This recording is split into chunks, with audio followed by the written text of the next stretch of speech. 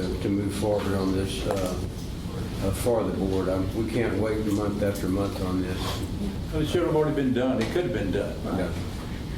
But I don't want you to have to come back to the board next month, perhaps a month after. I'd like some folks to have the authority to move forward on this. And Doug, I know Doug's not here, but Doug could have done a little help on this too. Mm-hmm. Billy and I were over there twice talking to him about this. Mm-hmm. Elvis, when you're ready, I'd like to make a motion about that. Director Cook, before you do, if you can include in that motion authorization to pay any needed change order associated with the action of that committee. Okay, thank you. Because we did pull that change order out of the... Make sure I state that properly, please. How much was it, 16,000 or something? 12. 12? Oh, no, I thought it was 12 plus. Wasn't it 16,000 total? No. 12? 12,000 Okay, something. good. I can see. Is that for the hard? The hard piping and that, but it's not really explained in this deal. It did not look like a proper change order to me. No, I mean, it's a little confusing, some of it. You should be able to get out of the contract. But the two units are sitting there in the two areas where they're supposed to be. And that's as far as it's gotten. Okay. Any further discussion from the board? Any questions? Elvis, I move that the board appoint a committee consisting of you, Herb, Mike, do you want to be on this committee? Yeah, or nay? Either way. Wouldn't the president? I'd like you to be on it, if that's okay. Mike Semang and Jim Todden and Natasha are a representative from her firm to negotiate and get this finalized. And again, to approve a change order, it would take Jim Todden and either Herb or Billy Sherrill to sign off on that change order and do all this on behalf of the board. Does that sound okay? That's fine. Do I hear a second? Second. Hearing a second, all those in favor? Aye. Any opposed? Hearing none, the motion passes. All right. So that's item 3 on the agenda. We'll move on to item 4 now, to the regular agenda. Anyone having any announcements? I do not have any. Seeing no one else, we'll move on to regular agenda B, the public hearing regarding the applications of Thomas Turfgrass for operating permits for 4 wells in Bastrop County under District Well numbers 58-47-9-0018 and 58-47-9-0021. Also 58-47-9-0022 and 58-47-9-0020 in the Carrizo Aquifer, and to withdraw a total production of 3,950 acre-feet of water per year combined to be used for irrigation purposes on the 6 Spriggs Farm in Bastrop County. Applicant further requested to aggregate the annual and instantaneous withdrawals from the 4 wells. So with that, I'll go back to the public comments. These will be on the record. So Ms. Nancy Casper. I am here today because I'm concerned about my family and the future of our farm and ranch. If this is permitted, I want to make for sure I understand the letter that I saw. I was not sent a letter by the board in the area. I guess I wasn't in close enough proximity to it, but I did see the letter on Facebook. And I put some numbers, and my math may be wrong, but I'm not that well educated. I'm not sure that I understand the part about the second part there. Is he going to be permitted for the 1 billion gallons of water or 3 billion gallons of water? Mr. Totten? The permit application for 3,950 acre feet, I don't have that conversion to gallons off the top of my head, but that's the 1.28 to It's, okay, that comes out to, if you convert it, if my math is right, that comes out to a little over 1 billion gallons a year. But if you do what his wells are said to produce per minute, if you multiply the minutes per day, per year, that comes out to over 3 billion gallons in a year.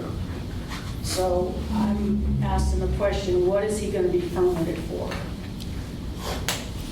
We don't know yet because we haven't approved anything yet. Okay. His request I is, don't, I Yeah. just found out about this Sunday, so Sure. I haven't had a lot of time to prepare. But I'm concerned because I own property that's been in our family since the Texas land grants, and that property is precious to me. We have springs on our land. I'm concerned with what's going to happen to those springs if all this water is being drawn down.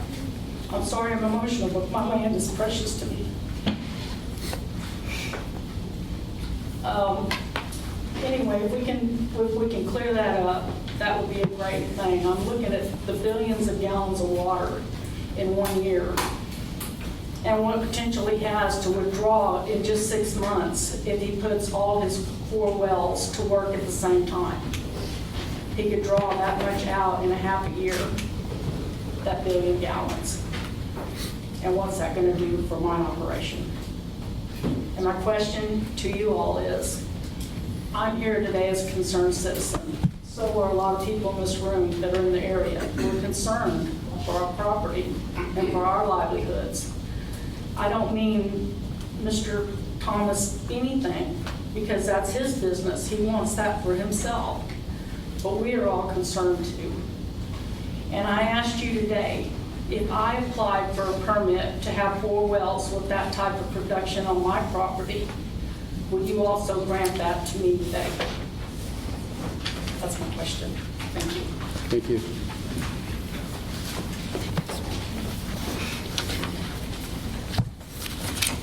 Next up, Diane Watson.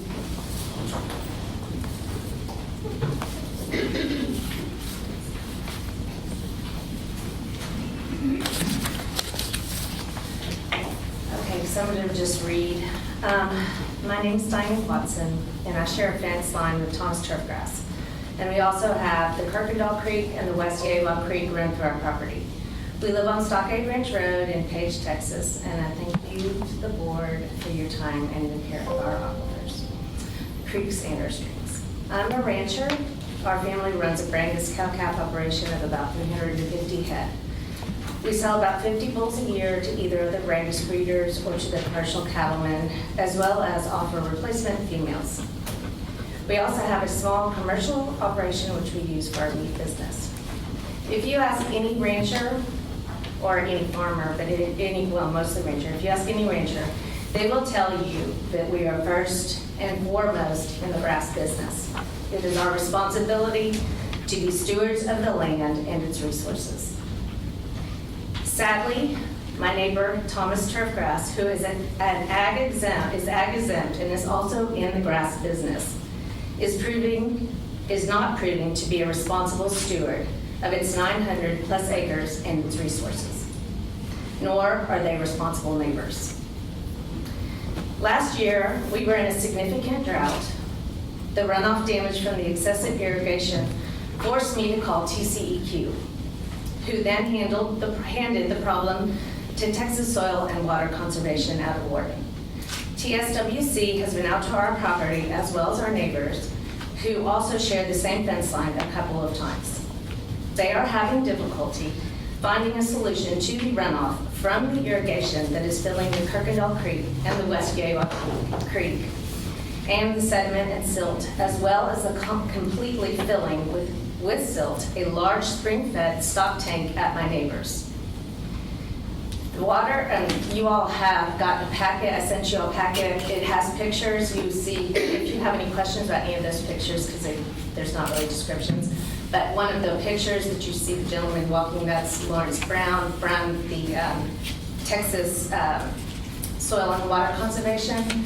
That's him looking at the creek, the stock tank of our neighbors. That's this picture? Yes, and that was a spring-fed flowing, spring creek, clear creek, that is now completely filled in. Okay, so they're having difficulty finding a solution to the runoff from the irrigation that is filling the Kirkendall Creek and the West Gateway with sediment and silt, as well as completely full. Sorry. The water that does flow, which is actually a trickle now, through the spring-fed, through the Kirkendall Creek is murky and full of silt when it used to flow freely and was clear. And these creeks are a source of water for our cattle and for our neighbors' cattle. There is a picture in there that is labeled from May of 2020, and that picture is what the Kirkendall Creek used to look like before Thomas took on. I can't imagine what the additional damage with 4 more wells and an additional 3,950 acre-feet of irrigation will do, because the runoff is crazy already. Watering 24 hours a day, especially when it's 100 degrees outside, is not a responsible way to utilize the aquifer and to prevent erosion and runoff into the neighbors and the creeks. I ask that you consider reducing the consumption of water to a more modest, maybe 1,800 to 2,000 acre per foot, per staff due diligence in the supporting documents that I read off of the Lost Pines website from the hydrologist, I believe it was, and also enforce that they do not damage any neighboring property, streams, and creeks. And if y'all have any questions for me from the packet that I sent y'all, I'm happy to answer them. I have a question. This erosion that's taking place, it is, when we had excessive rainfall this spring and that didn't cause the erosion, but it's from the irrigation. We did not have excessive rainfall. I think the most rainfall we had, 2.5 inches was the most we've gotten. Everything kind of does a split around us, so we really haven't had excessive rainfall on our property in, well, over a year. So what you're seeing, all of those pictures are, well, if you had an inch of rain, maybe an inch and a half of rain, max, but those are very sporadic, as y'all know. Most of it is from irrigation. And they dug a hole, I don't know what you'd call that. I guess it's a tank or a holding tank-ish. It's really just a hole at a bottom of a draw. And I guess for the runoff, to capture the runoff. And then that hole from the irrigation would run over, and then it would wash out the road and go straight into the creek and all over our property.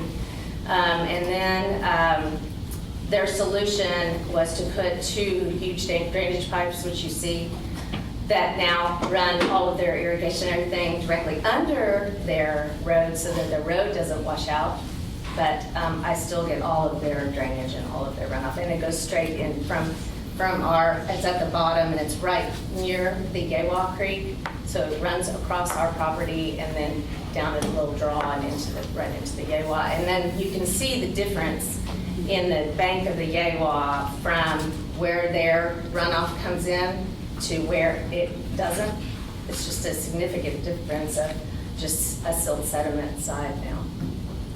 It's, it's diminishing it. How long, when did this begin and how long has it been going on? So they really started clearing, I think they bought it like 20 or 21, and they started clearing last year really, and it was just a constant dust and smoke burning the whole summer of last year, as well as then they began irrigating a lot, and then all the runoff started happening. As soon as they cleared, they began irrigating. I guess they planted and then they irrigated, and that's when the runoff started. So it was really last summer. So it's when during the drought. During the growing. I mean, it was dry. But basically during the growing season, right? When the grass was growing. They were Oh, irrigating. it was, the grass was growing and ours was all drying up and our ponds were all drying up. I mean, I guess that growing season is 100 degrees I'm when just they're thinking of evaporating their water. growing, but yeah. their growing season is when they're irrigating, which I don't know if that's year-round or not. I'm not familiar. I don't know their growing season. I'm not in their business, so I can't really speak to that. That's what, Mrs. Hernandez, Yep. we've got a lot of Yeah. people here tonight, Yeah. and it's 3 minutes per speaker. One question. The soil and water conservation guy, when he came out and looked, didn't he recommend you to measure how much runoff was occurring so you could calculate waste? Are you talking about TCQ or the Texas Right. Soil and Water Conservation from Morton? Either one of them. No. TCQ passed it off to Texas Soil and Water Conservation. And that's strange to me. That should be a TCQ. They said there was, it's at their ag exempt, so it was Texas Soil and Water Conservation. But they're having trouble figuring that out. Thank you. Thank you. Yeah, sure. Thank you guys very much. Next up is Jay Watson. I believe looks to be the same property? Same property, Same property, the Penridge Ranch. Penridge Ranch. Yes, sir. My name is Jay Watson. I've been a resident of Page for the last year now. When we bought the adjacent ranch to the in-laws, or her parents. It's been a family ranch here in Page since 2012. Penridge Ranch started in the late 70s in Brenham and relocated here in 2012. So the cattle operation that they have is 45 years in the making. It's family run. Started with her father. Now it is Diane and her brother Pete, who's at the back as well. Been a labor of love for sure. Got a great piece of property, proud of it, proud of the operation, taking an operation from 50 or so cattle to nearly 400 at this point. We've got our third generation and our fourth generation living on the property with us. They're being exposed to it and they're involved in it. It's a property we intend to keep for a long, long time. And I think it's a common theme that you'll see in this Page area. You get a lot of family-run businesses and a lot of legacy families with multiple generations, in that. And being a good steward of the land is first and foremost to what we're all about. We appreciate you giving us this opportunity to voice the concerns. We also appreciate the inherent challenge that you have in balancing individual water rights with prudent water conservation, water management. I remind you that your decisions have far-reaching implications throughout this community, the region, and even the state. You're not here to serve any one interest, but many. And it's under that directive that we ask that you hear the concerns and apply them appropriately. I think we've passed around a letter. I think it probably came to you electronically. It's really broken into two parts. We had an opportunity to gather the neighbors on Sunday night when we came to realize that many of our neighbors weren't aware of this going on. So we got together and we talked a little bit. General concerns first are around water demand. As Bastrop County continues to grow, it grew 37% or so over the last decade, expected to grow the same. It's going to continue to put pressure on water. These droughts, the surface water continues to be harder and harder to find. It's going to put more and more pressure underground. These massive distribution agreements that we have with neighboring counties are going to continue to take, this water. And then we have these long-term, high-volume commercial contracts. It's troubling as a layperson looking at this, trying to figure out what are we going to have to operate with. So if I were to articulate the specific concerns that we have with this particular application, first is a water table drawdown. If this was a checking account, we wouldn't run a business like this. We don't have this thing replenishing at the same rate that we're taking it out. It feels odd that we would go and approve 1.28 billion gallons and allow him to take it whenever he wants during the course of the year. I think, I don't know what instantaneous means, but I'm assuming that means as he wants it. That's a problem. Sir, if you can wrap it up, please. Yep. Two other concerns I want to bring up. Mandatory monitoring. Right now, the permit calls for monitoring to self-report once a year. To put a device on it that's plus or minus 10%. You're talking about 10% of a billion units. That seems ridiculous. The monitoring should be regular, and it should be from somebody other than the person utilizing it. I view that as y'all's responsibility. If we get into a drawdown situation and these neighboring wells start to run dry, who covers the cost of that? Is that a state cost? Is that county cost? Is that turf farm cost? Right now, it's the citizens. But you guys get to make the decisions to create expenses for us. That doesn't seem quite right. And lastly, on this waste and water runoff, you guys have pictures, you see what's going on. I've had conversations with Mr. Thomas. It didn't go very far. Had conversations with his son, went even shorter. Basic story was basically water's going to go where water wants to go. And then when the grass gets grown in, it'll go away. Well, the problem with that is grass gets cut off and we start over again. This is going to be a problem we're going to deal with for a long time, unless you guys get it correct. Thank you, sir. Thank you. Mr. Watson, one quick question, please. Your document assigned Lost Pines GCD Concerned Citizens. I take it that's sort of an informal group that formed at the meeting that you had? That's correct. We had 40 people Sunday night. That's what I was going to ask. And I think we have some signatures somewhere. I don't know if they've been submitted yet or not, but there's a number of citizens that have signed on in support of that. Thank you, sir. Next up is Jessica Jaquette.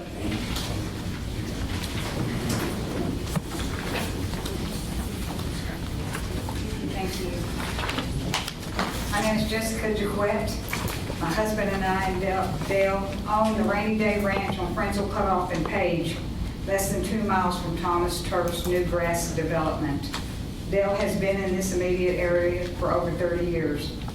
We are not against any person or company building a business or making a profit, that a company should not be allowed to destroy another person's sanctuary.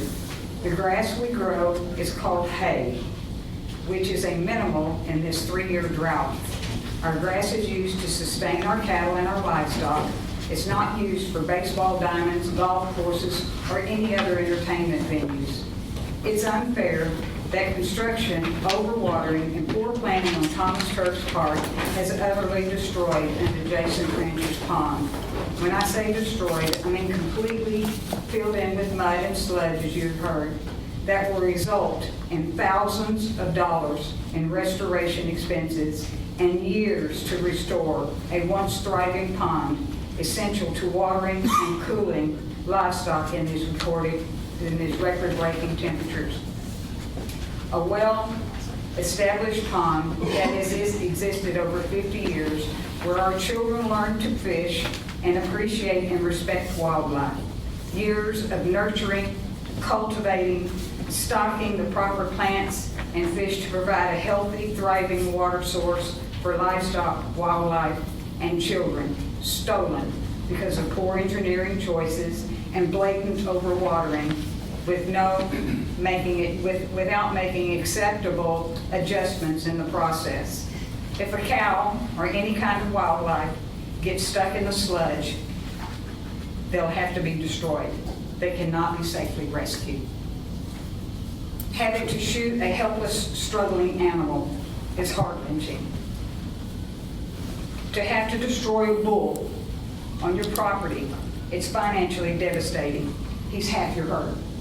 Half your herd. The mudslide that Thomas Turf has created has not only destroyed a pond, but it's knocked down covered fence lines. The visual resolution, if you've seen from the pictures, was a piece of plastic used to detour water on road fronts, a poor resolution for such a devastating problem. The watering systems installed are abused for profit. I don't know if Thomas Turf has offered any financial assistance or restitution for the existing damage or the continuing damage. As long as the overwatering continues, the damage gets worse and worse. Mud doesn't fall from the skies. It crosses land, taking grazing areas with it. What would you do if this was your property, your dream, your sanctuary? How hard would you fight to keep that blood, keep your blood, sweat, and tears, and that your money has built? Thank you. Thank you. Next, David Kohler. I believe it's a Kohler. I'm not quite sure if that's a K or not. No, you did good. Good? Okay, thanks. All right. Sir, would you spell your last name for us, please? Kohler. Is the microphone up loud, high enough? Yes, sir. All right. First of all, thank you for your time, and I appreciate you listening to everybody here. I want to remind you something. First of all, I don't know a lot about the water board. Does it cover Bastrop County only? Is it part of Lee County only? Lee County also. Oh, it's Lee County? Both, Okay. Bastrop and Lee. Thank you for educating me. All right, so one of the things I want to bring you up to speed on is what you may not know is the Paint Creek area of Page, Texas. The families of Eschberger, Schultz, Elo families founded that area almost 170 years ago. And most of the descendants of those families are sitting in this room right now. They still live out there, and they still work those farms, and they still work those cows, and they still raise the hay. They still work this. Now, fortunately, the property where I own, I don't have the luxury of backing up to Mr. Turfgrass property like the Penridge Ranch, and I'm glad that I don't. My concern is the water that's going to come out of the ground over the next few years. On your agenda item, it says 39 or 3,200 acres. Where's the water conversion to that on this agenda? So to educate the people so they know what they're expecting. The other dangerous word in your agenda is instantaneous. Does that mean after we leave tonight, the water starts pumping? Or does that mean tomorrow? The other concern that I have as an owner of this property down there is the Lee County area is already pumping water to the San Antonio area. So now you're going to pump more water from the same area or the same general area for a turfgrass farm. And yes, business is business, but land is land, and people are people, and families are families. So my concern is, where I live right now, today is my only water day. Is this turfgrass farm going to fall under the same water restrictions when we're under water droughts that you can't water, only certain times in the morning or the evening? And the other question that was asked was the wells that are going to be, destroyed or potentially destroyed from drying up or not being drilled deep enough because the governor vetoed Senate Bill 1080 this year. So where's that money and compensation going to come from to the families? And I appreciate your time. Thank you for listening. Thank you. Thank you. Can I make one correction? There's no water from Lee County that's pumped out of Lee County that goes to San Antonio. Okay. But they are sending it out of Northeast County. It comes out of Milam-Burke. Okay. That's covered. Next up, Michael Savoy.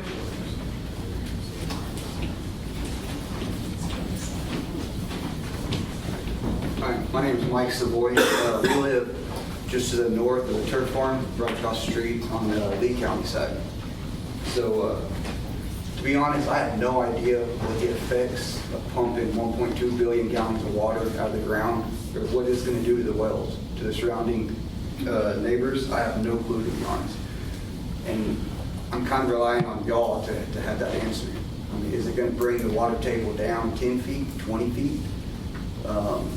I have no clue, and I don't know who has that answer. I have no clue. And as a business owner, I have no issues with a private business turning a profit, doing something to make money. But also saying that, I have an issue if having that business affects everyone around me. And that's where my major thing is, because we have 2 wells that we use to water all our animals on our range. And like I said, we're 25, 30 feet just outside right across from their fence line. So that's what my problem is. How is it going to affect our well? Are we going to have to drop our well deeper? Whenever our water troughs can't get, we don't have water. Is there an answer for that? How much drawdown effects there's going to be? Has there a study been done? There has. Where are the results of that study? It'll be presented later. Okay. So, and also, I have an issue with the self-reporting deal.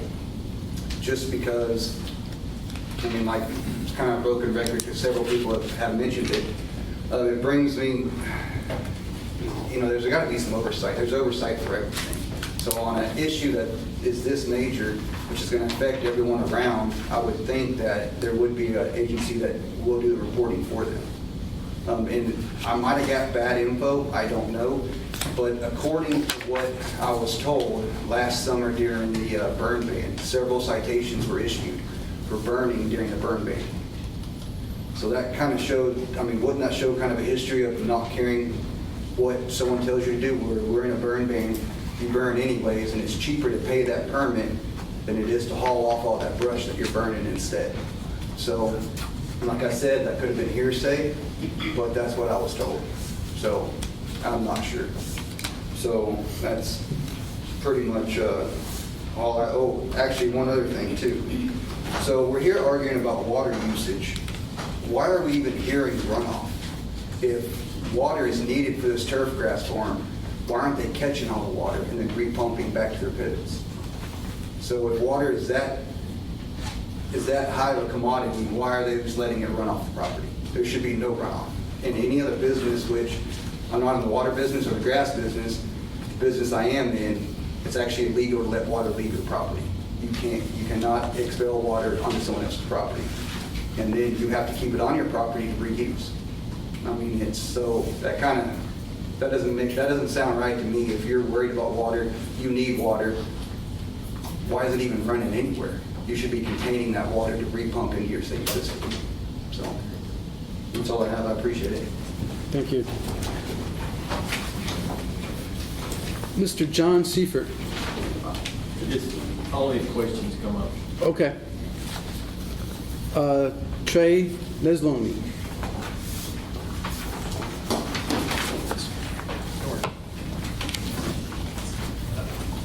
Mr. President, members of the board, thank you for having me. Let me speak.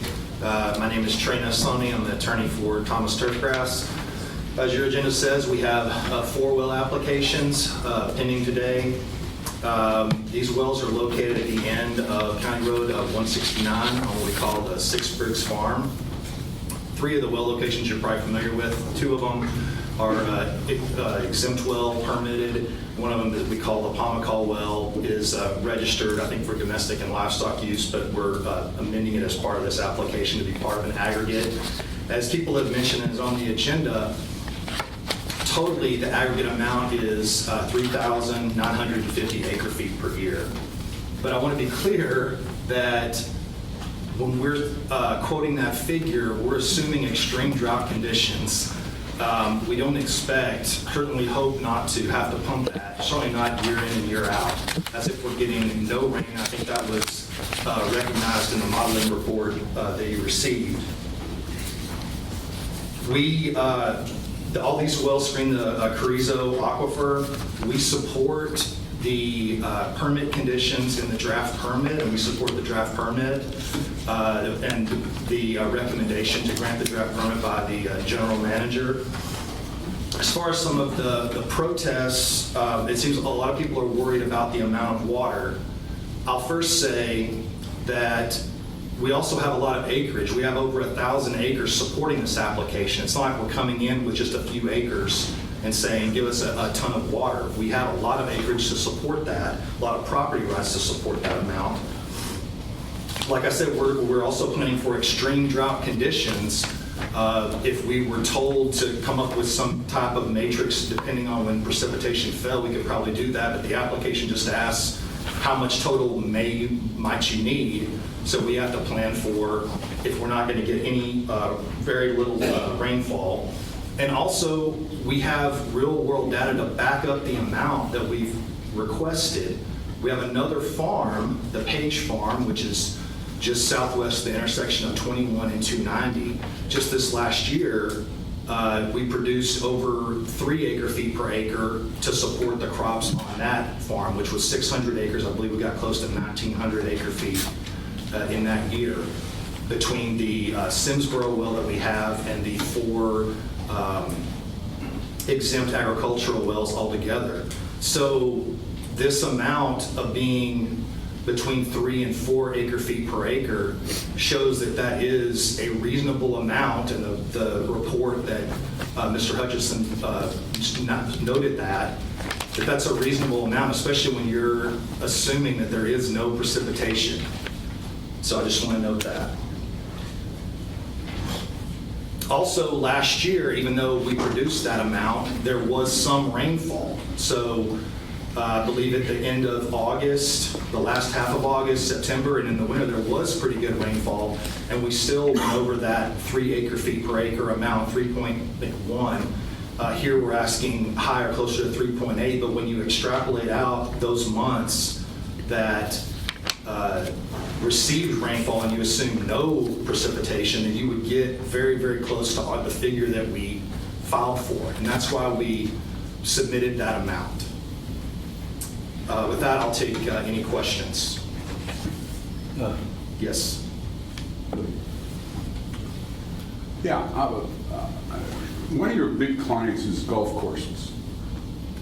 And I'm aware that one of the big awards that golf courses strive for is water conservation of their grass.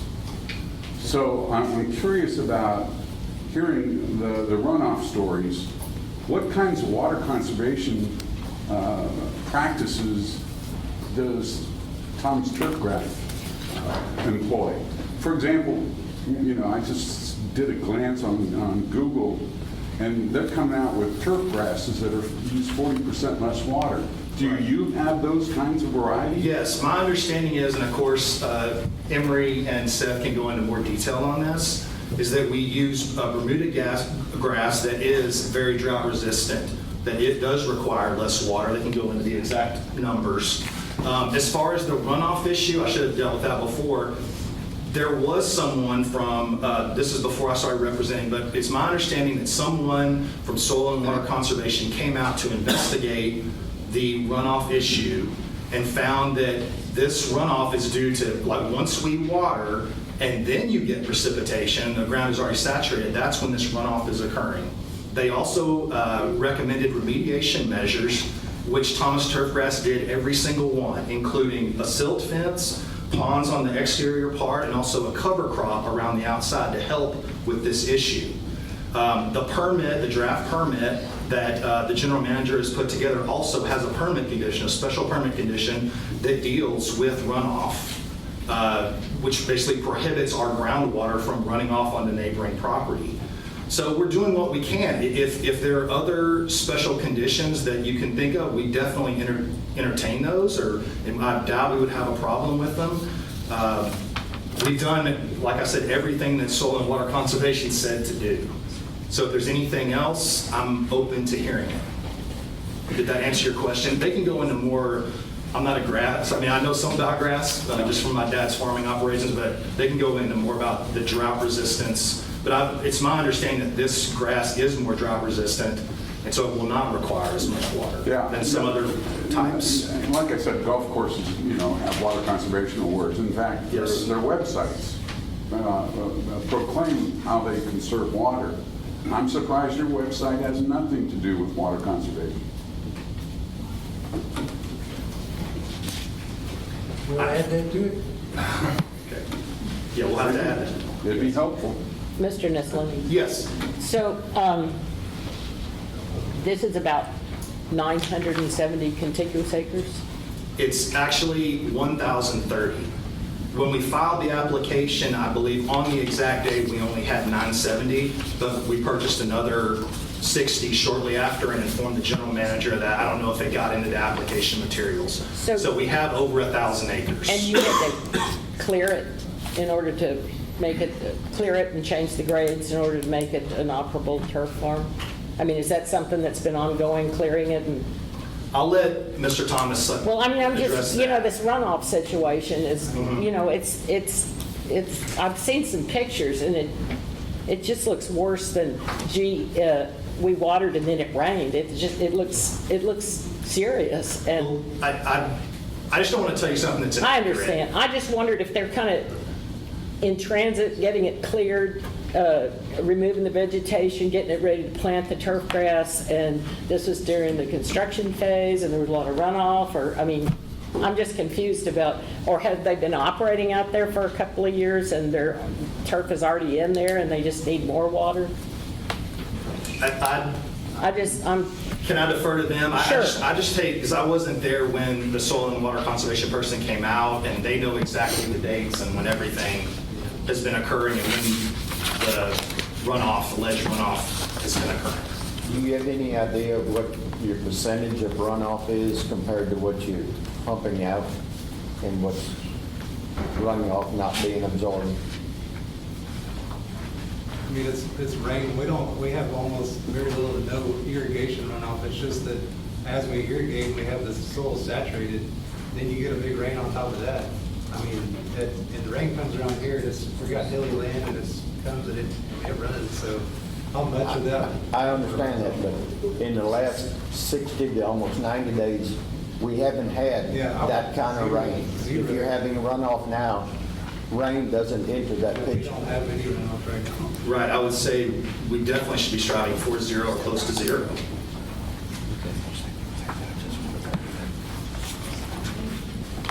Any other questions? Natasha, in the context of this permit, we are looking at 3950 acre feet in the context of 970 acres and not 1030, is that correct? So when we consider this, we're considering in terms of 970 acres?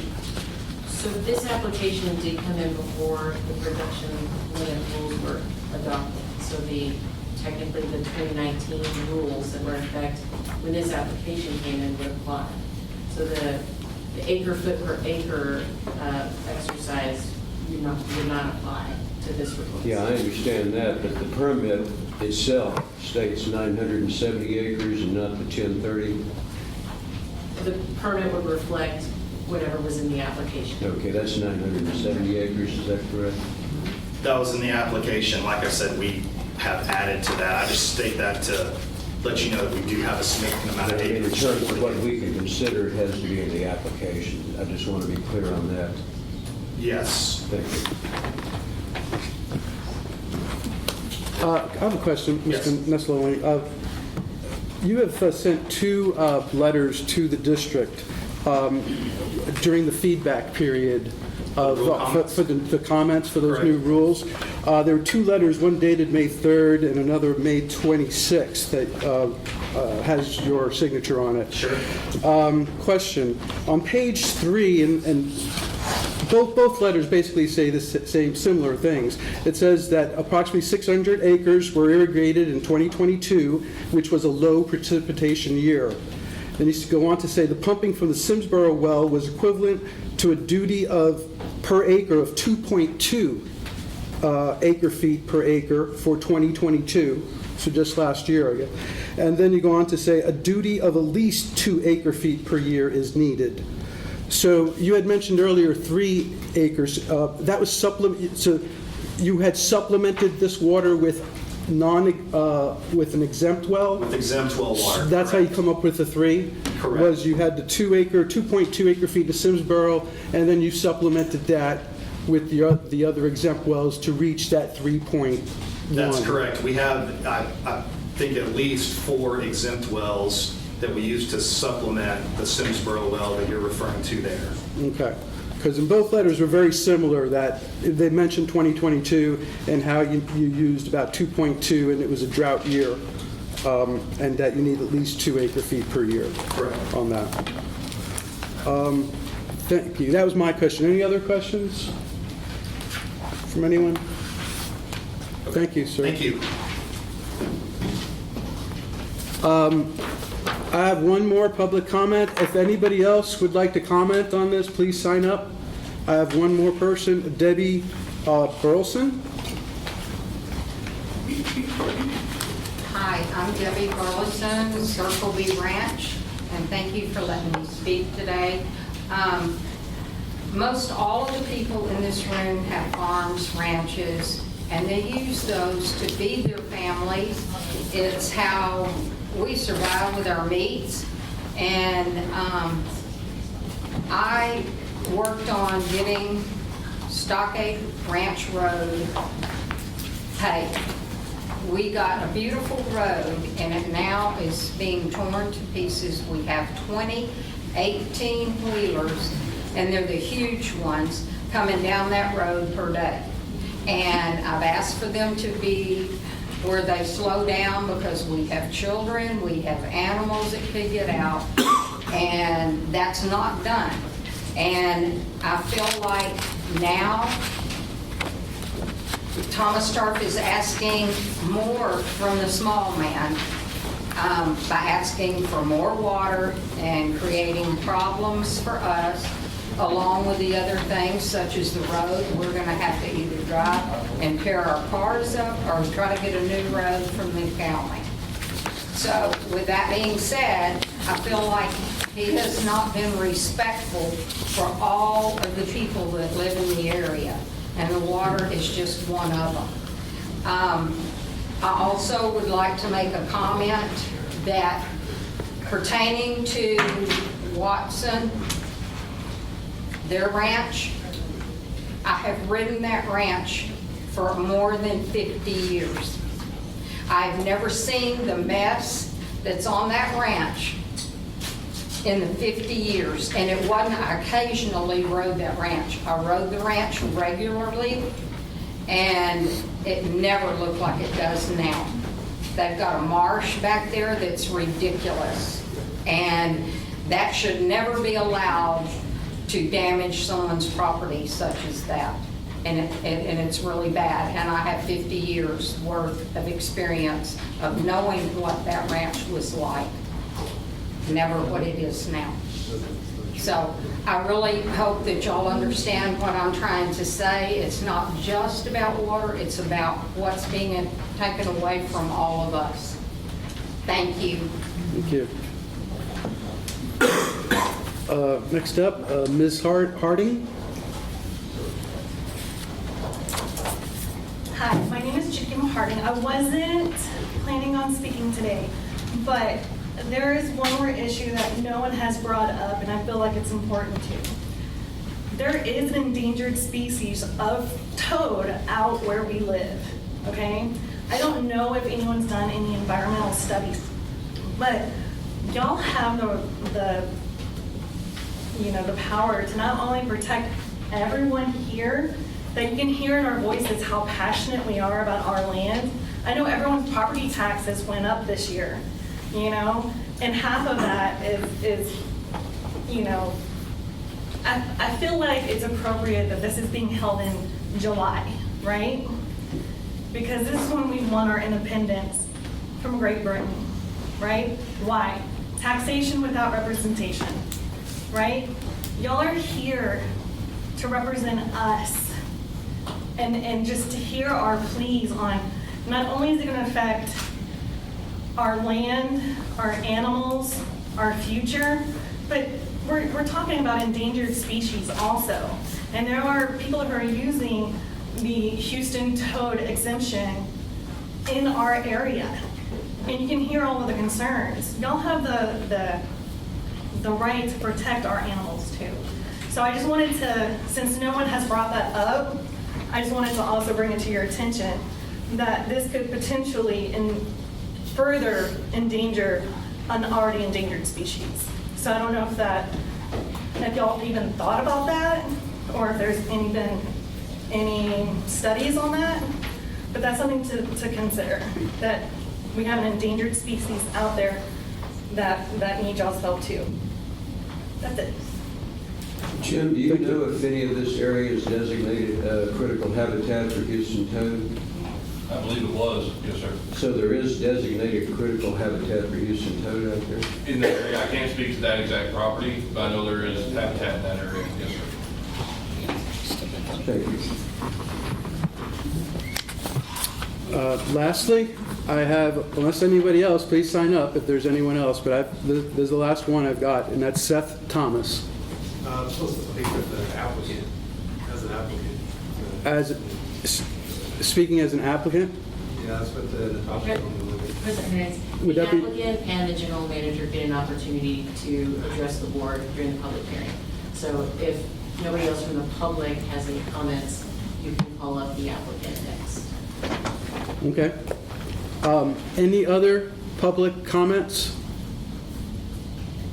I have a question, Jim. I believe Dr. Hutchinson was going to, is that correct? Was going to give a presentation. Would that be, at this point, be appropriate? He could do it in coordination with Jim's presentation. It's all part of the GM. Okay, so we'll do it with, along with the GM. All right, so the next step would be the applicant, Seth Thomas, then.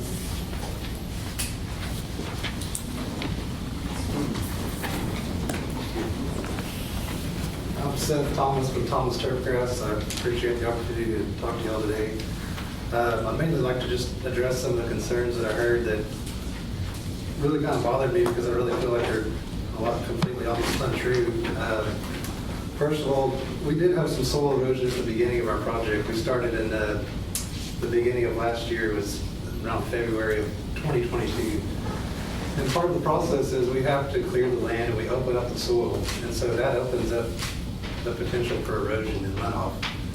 And so, it's a work in progress, but as quickly as we possibly can, we don't want to lose soil. That's what we grow our grass on. So that's something we don't want to happen. So we, as quickly as possible, put a cover crop on it, which we have now, and there's no more erosion of soil at this point. It only lasted for a certain period of time last year. That's not an issue anymore. And as well, we run a pivot system that's calibrated, and we put down 0.15 to 0.2 inches per rotation. If we see runoff, that's a waste to us. That's a waste of our money to pump more water for no reason. We have done everything that we can. We do want to catch runoff from rainwater. We are in the process of building 2 ponds right now. We've got one of them complete. We're working on another one. And we do plan on catching that rainwater runoff and pumping into a large pond that we built. And we will be irrigating out of that. But that's, just the thing that happens if we get rain or we get rainwater coming down. And that's just, as it comes. As far as the toad thing, we had SWCA, who's an environmental consultant, come out and do a environmental impact study on our land before we started clearing, before we started this project at all. And they gave us the clearance that there's no toads out there, and that we're not having any problems with toad. As far as the pond, that somebody mentioned that we had filled in somebody's pond. Yes, that did happen because as it was during that time of early last year when we had big spring rains, the soil was open, nothing to hold it back, ran across the road and into their pond. And we have offered several times and we even actually started to excavate that soil out of there. We brought a track over there, started digging it out, and then for whatever reason, the neighbor decided he didn't want us to do that anymore. But we have offered several times to do that. We've offered to pay them to do that if they would rather do it themselves. And to my knowledge, nothing has come of that. So we've done everything we can do on that regard. And it's just frustrating for me to hear that because I talked with Jay Watson about this multiple times that we can't stop rainwater from flowing across the land in its natural way that it wants to go. Like, you could redirect it, but it would cause a huge excavation of some other land, and that's just the way the water's always flowed. It flows down to the creek, and it just so happens that the very last end of where it flows across our land and into theirs, it just goes for maybe 100 yards of their land.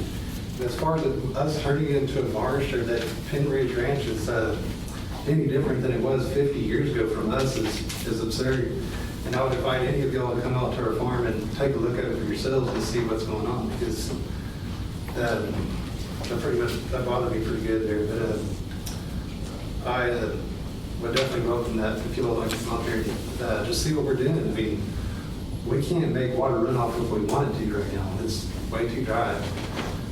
And, like I said, the issue is, as far as rainwater runoff, which is normal anywhere, but it happens faster with us because we've already been irrigating.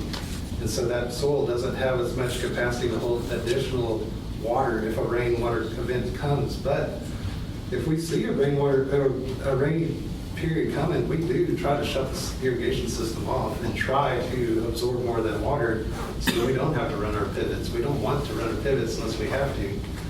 But, that's sometimes you can't catch those just right on time. So sometimes you get runoff from the rain, but we can't help that any more than they can help it. There is rainwater running off of their land and even back into ours. So why our rainwater runoff is an issue but nobody else's is beyond me. But that's about all I have to say unless there's any questions about that. Mr. Thomas, I haven't been current on Houston toad habitat and the regulations for that in many years. I know there are some. Have you consulted with the county and done your clearances with the Bastrop County for developing in critical Houston toad habitat? Yes, sir. We consulted with SWCA, who's that environmental consultant, and they are the ones that have the authority to go out and they put their monitors out to listen for toads for a period of months, and they do all the things by the book, and then I don't know if they report that to the county or if they have any correspondence or not, but they are going by the book, and they gave us the clearance to do it. That's the way you do it. That's the way you develop land. Thank you. We haven't had any citations regarding... No, we've never even seen a Houston toad before, actually. Okay, but if it's not on your property, but the water that you're taking from supplies other people their water that have the Houston toad. See, there's people that have the Houston toad. Excuse me, but excuse me, you had your turn to speak. I'm sorry. Yeah, as far as I know, wells do not affect springs or seeps. They're 500 to 800 feet down the ground. They do not affect the upper zones, and that's a whole other deal from what I know. We haven't burned in a burn ban. We have not, but we did not get any citations from a burn ban. We are, at the moment, there is a burn ban. We have a few sticks, and we are taking them to the edge of the field where they're out of the way, and we'll burn them once there's not a burn ban on. But we have not received any citations here about burn bans. Any other questions from the board? Do you intend to amend your application to include the 60 acres that you're talking about? Yes, sir, we'd like to, because in the future, we plan to grow grass there as well. We don't want that to slow this one down, though. If it's going to stop it, we have to back up, and we wouldn't want to amend it. It's not worth it to stop it. We're desperate for the water. I have a question. I was looking at the property map, the property boundary map. It looks like maybe 1/3 of the land is what you're currently using, and that the other is still quite wooded. So, are there plans to utilize the entire acreage for grass in the future? We've done all the clearing that we're going to do for a while now, but there is future plans of possibly putting in more area that we'll have to clear later if we end up doing that. But we think we'll at least irrigate 800 acres, but it's possible that we could irrigate more or less than that. Any other questions from the board? How often do y'all water? This time of year, we're watered every day with about a 0.15 to 2.2 inches. Because as a turfgrass crop, you don't water deep and infrequent. You water lightly infrequent because you're trying to keep the surface moist because that's where you're harvesting the sod. It has to be moist at the top, not necessarily down low. So right now, we water every day, but in the spring and fall and even in the winter, it's, it just depends on the weather and how windy and hot and dry it is. Do you ever water at night? We try to water as much as possible at night. Yes, sir. That's the best, most efficient way to water. And we use the latest and best irrigation equipment we can find. It's a center pivot. It uses sprinklers that don't evaporate as much. They are calibrated to put down an exact amount as they're going around so that it's uniform all the way through. There's not a bunch right, this sprinkler and that one. That would be good to know. We are, there's no reason for us to want to waste any water. We want to use it as, it's not cheap to run these pumps, and it's not cheap to run the pivots. It's not cheap to do any of it. So we're not going through wasted motions for no reason at all. Mr. Thomas, when you all opened up the soil over there, do you feel like you did anything that changed the flow of water across your land onto your neighbor's land? No, ma'am. It still flows in the natural way that it did before we got there. The only thing that we have done to it is that, there's like potholes and washes and stuff, and all we've done is smooth that out, but everything still flows the way that it did before. Did you have a drainage plan created before you did the work? Or did anybody look at it with you, or you just kind of? Well, it's just obvious out there where it drains because there's draws that come down through. It's very hilly land, so you can see real fast where the water goes. And we do have a plan as far as, we do want to catch the soil, so we put up erosion fences, but that only works to a certain degree under a heavy rain. It starts overflowing on top of that. So we do have a plan in place, but sometimes Mother Nature has a different plan, and it's going to come at you harder than you can handle it sometimes. But that's the worst at the time when we're first doing this first work, which was last year. We're still doing some work on the north end now that's completely open, but now that we have an established crop there, even when we harvest the grass off, there's still the roots and the rhizomes there to hold the soil in place. So we don't ever expect to have the problem that we had when we first started, which was there's nothing there to hold it down. It's just bare soil, and not only bare soil, but it's sand, and it's on the slope. So that's prone to erosion. But now, so it was a problem. It was a problem then. But we did everything we could do at that time to minimize that. But at the moment, though, we've got it pretty well covered up, and to where it's got good roots and a good plant to hold it down. So when you remove the soil, the turf, as you sell it, you're not left with just bare ground? No, ma'am. There's right underneath the surface is left a whole colony of rhizomes and roots that are there. It's when you walk over it, you can see them, but from a distance, it may look like sand. But that's what it grows back from. We don't replant anything. It just comes right back up from those roots and rhizomes. So there's a whole network of stuff there to hold it in place. Any other questions? Thank you, sir. Could I get in his way just a little bit? Okay, come on up.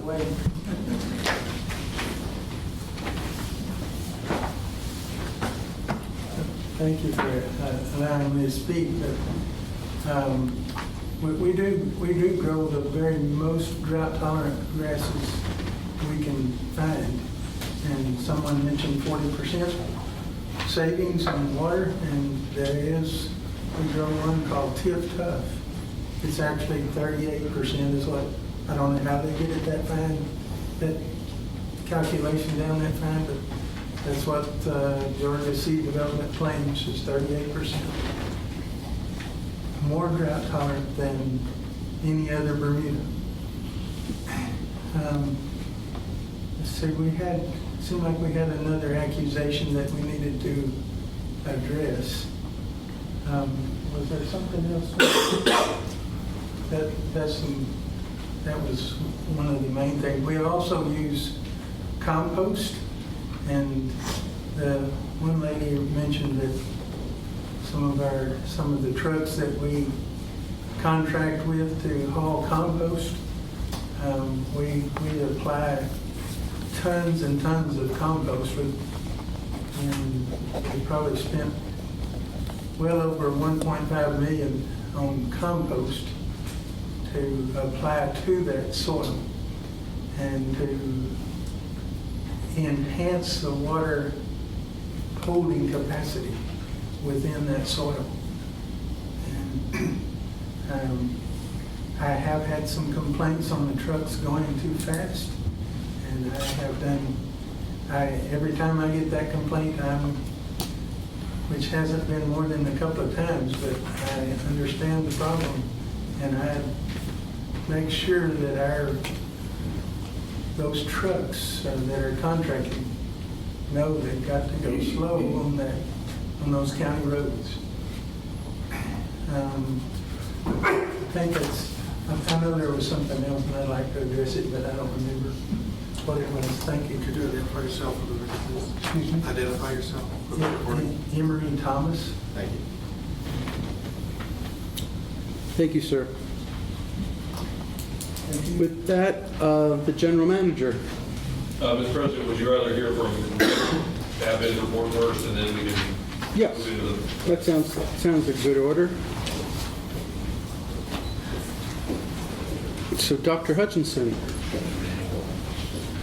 I believe, should have a presentation that should pop up on the main.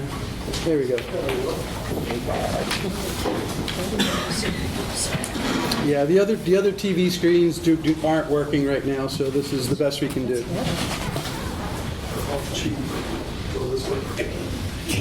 Okay, thank you for the opportunity to summarize the report that I sent you. I've got a few slides that sort of have a high-level summary of everything, but I've got some backup slides in case there's questions that we need to get into more detail. So go to the next slide. You the map, sorry, give me a second. Okay, the report, I have an introduction and to summarize the conclusions and recommendations, the results. I have a summary of where the wells are, the 4 proposed pumping wells, and then the network of nearby registered wells that Jim identified.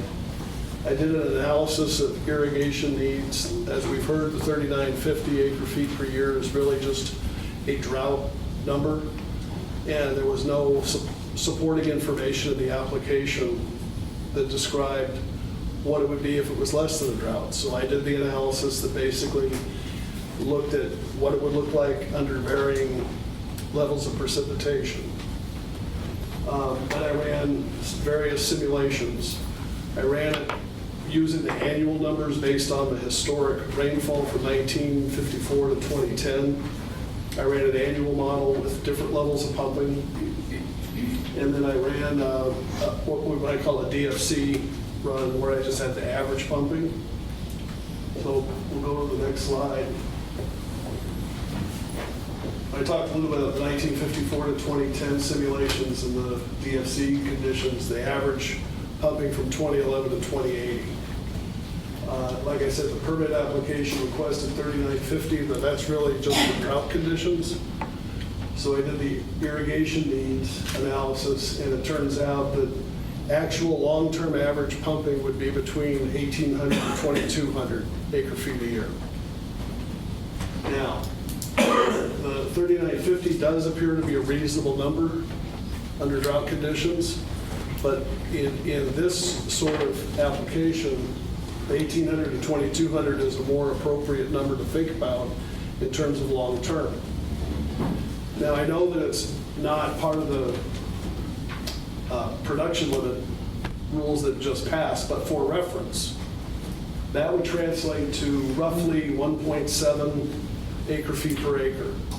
When we're dealing, and we'll talk a little bit more about this, but when we're dealing with this, Carrizo and the overlying and underlying units that will also supply water, under that version of the rules, this 1.7 is just a little bit higher than what it would be provided for under the new rules. Bill, this Not is enough- drought conditions, 1.7? No, long-term average. Okay. Yeah. The 3950 really isn't terribly meaningful from a long-term planning perspective, and we'll talk a little bit about that. It's a long-term average that you need to look at in terms of understanding what some of the impacts that you've heard, what some of the folks are worried about. There does need to be some sort of compliance there. Jim's got a no runoff clause. In some respects, the annual pumping will vary depending on the rainfall, the climatic conditions. And that's really what's going to help drive whether the applicant is within the limits of the permit. The 3950, that's easy to meet because it's going to rain most years. So we need, there has to be some measure on how that is done. In terms of drawdown, this is the graph I developed under the two end-member scenarios for the annual production. And we're looking at about 40 to 50 feet of drawdown in the irrigated area itself. And of course, less as you move away. This is Carrizo? Carrizo, correct. And you'll see that it bounces around.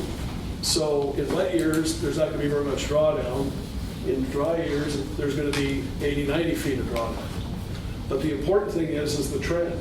There is no trend. It will basically drop and hold at a new steady level. It's going to create a new equilibrium because it's a new amount of pumping that can then be supplied because it's drawing water in from surrounding areas. Go to the next slide. Now, where does this water come from? Well, the fact that it drops and then is steady over the long term tells us it's being drawn in from other places. The modeling studies show that most of the pumped water will come from what we call the shallow flow system. That could have effects on shallow wells in this Carrizo outcrop area. It could have impacts on seeps and springs. It could have an effect on surface water, groundwater interactions. There's another significant source of overlying and underlying formations. They're going to be, as that water level drops in the Carrizo, more water is going to come in from the overlying unit and the underlying unit and supply that water. That's why the 1.7, you start adding in all those other formations, and it starts, being closer to that 1.7 under the new rules. Not that that's a consideration here, but just for reference purposes. Bill, for clarification, these impacts, are those going to be impacts based on the 1.7 or if they got the whole 3950? Well, it's part and parcel. Okay. The 1,800 to 2,000 is the long-term average. Okay. The 3950 is what they would pump in drought years. Right. But your comments here are based on which of those? The long-term. The long-term. Okay, Yeah, thank you. The pumping where I have, it averages, one scenario was 1,800, one scenario was 2,200. Okay, that's what I wanted to know. Thank you. Yeah.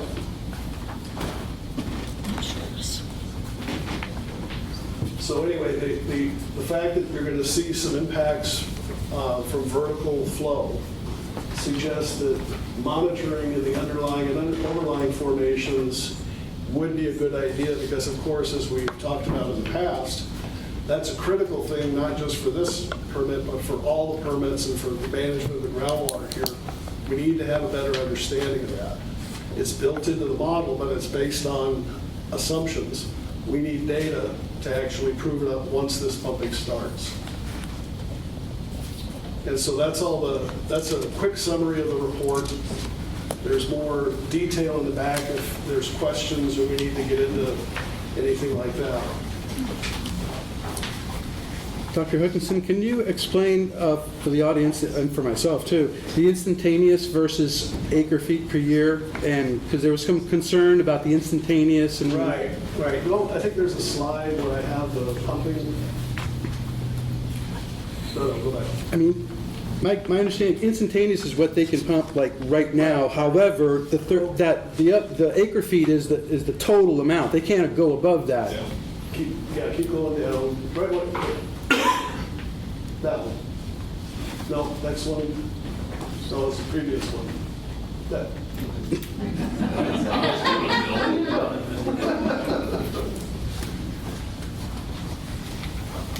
Try this. Yeah.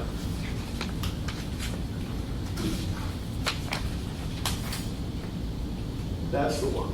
Okay. These are the 4 wells, and their rated capacity, 2,200, 2,000, 1,200, and 180, for a total of 5,580. On the second column is how much that would be in acre feet per year if the wells were used equally based on their production capacity. The instantaneous production rate is defined by the well capacity. Now, they're not going to run them, 24 hours a day, 365 days a year. They're going to be running them based on their needs for irrigation. The point of the instantaneous is based on the well capacity up to the limits of the 3950 aggregate in a dry year. And this is why it's important to have some understanding of what the rainfall would be, because if you go, there's a slide where I did the annual analysis. It's the one with the crosswalk down. So you can see here on the x-axis is the rainfall. And the historic record went from about a little over 16 inches up to 56 inches.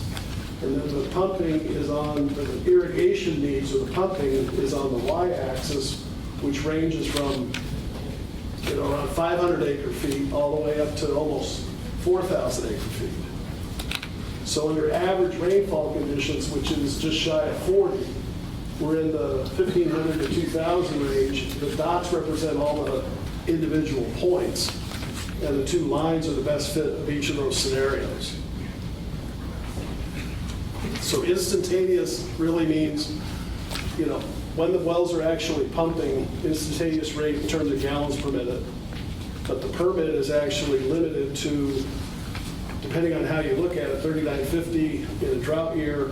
Over the long term, it will be somewhere between 1,800 and 2,200, depending on what the actual rainfall is over that period of time.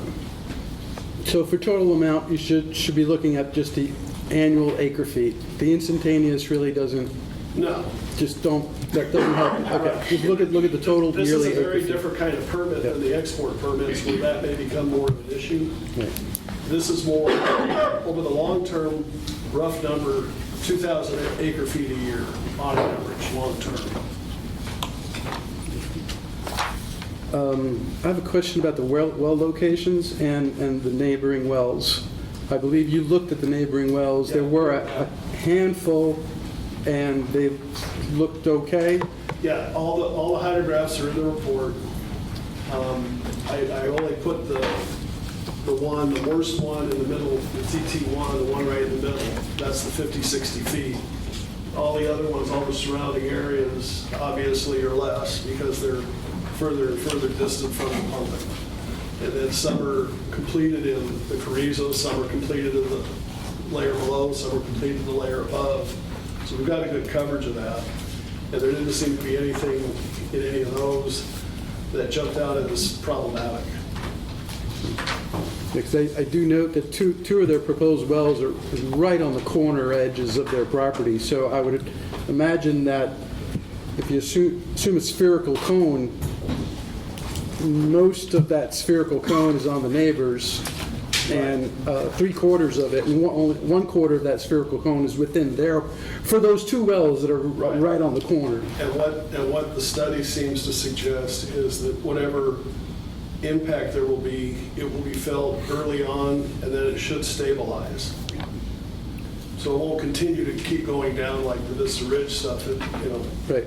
This pumping is not as high as some of the others, and so we expect it to just level off over time. It'll bounce around depending on wet and dry years, but we don't expect to see it drop continuously, forever.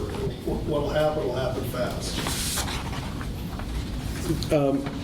Can you give a relative amount? I mean, so you think it's going to flatten out within months, weeks? The model only works on years. Okay. So within a couple, 3 years, it flattens out. It flattens out based on what we see here. Bill, are we going? Do you predict, or what do you predict in the way of static water levels falling in some of the wells around there? Well, like I said, it's 50. on average, it'll be 40 or 50 feet within the irrigated area in the Carrizo. But That's within the 970 acres, correct? and the immediate surrounding area, like, if a neighbor has a well near the property line. But that could be as much as 80 or 90 if it was a series of drought years. It could be as little as 10 or 20 if it was a series of wet years initially. But over the long term, we should see it drop in the 40 to 50 foot range. As you move away or as you move into different formations, obviously it's less than that. And that's in the average 1,800 to 2,200 we're talking about. Correct. And that's important because if it was a 3950, I did run a scenario where it was 3950 every year. And I know I've got that one.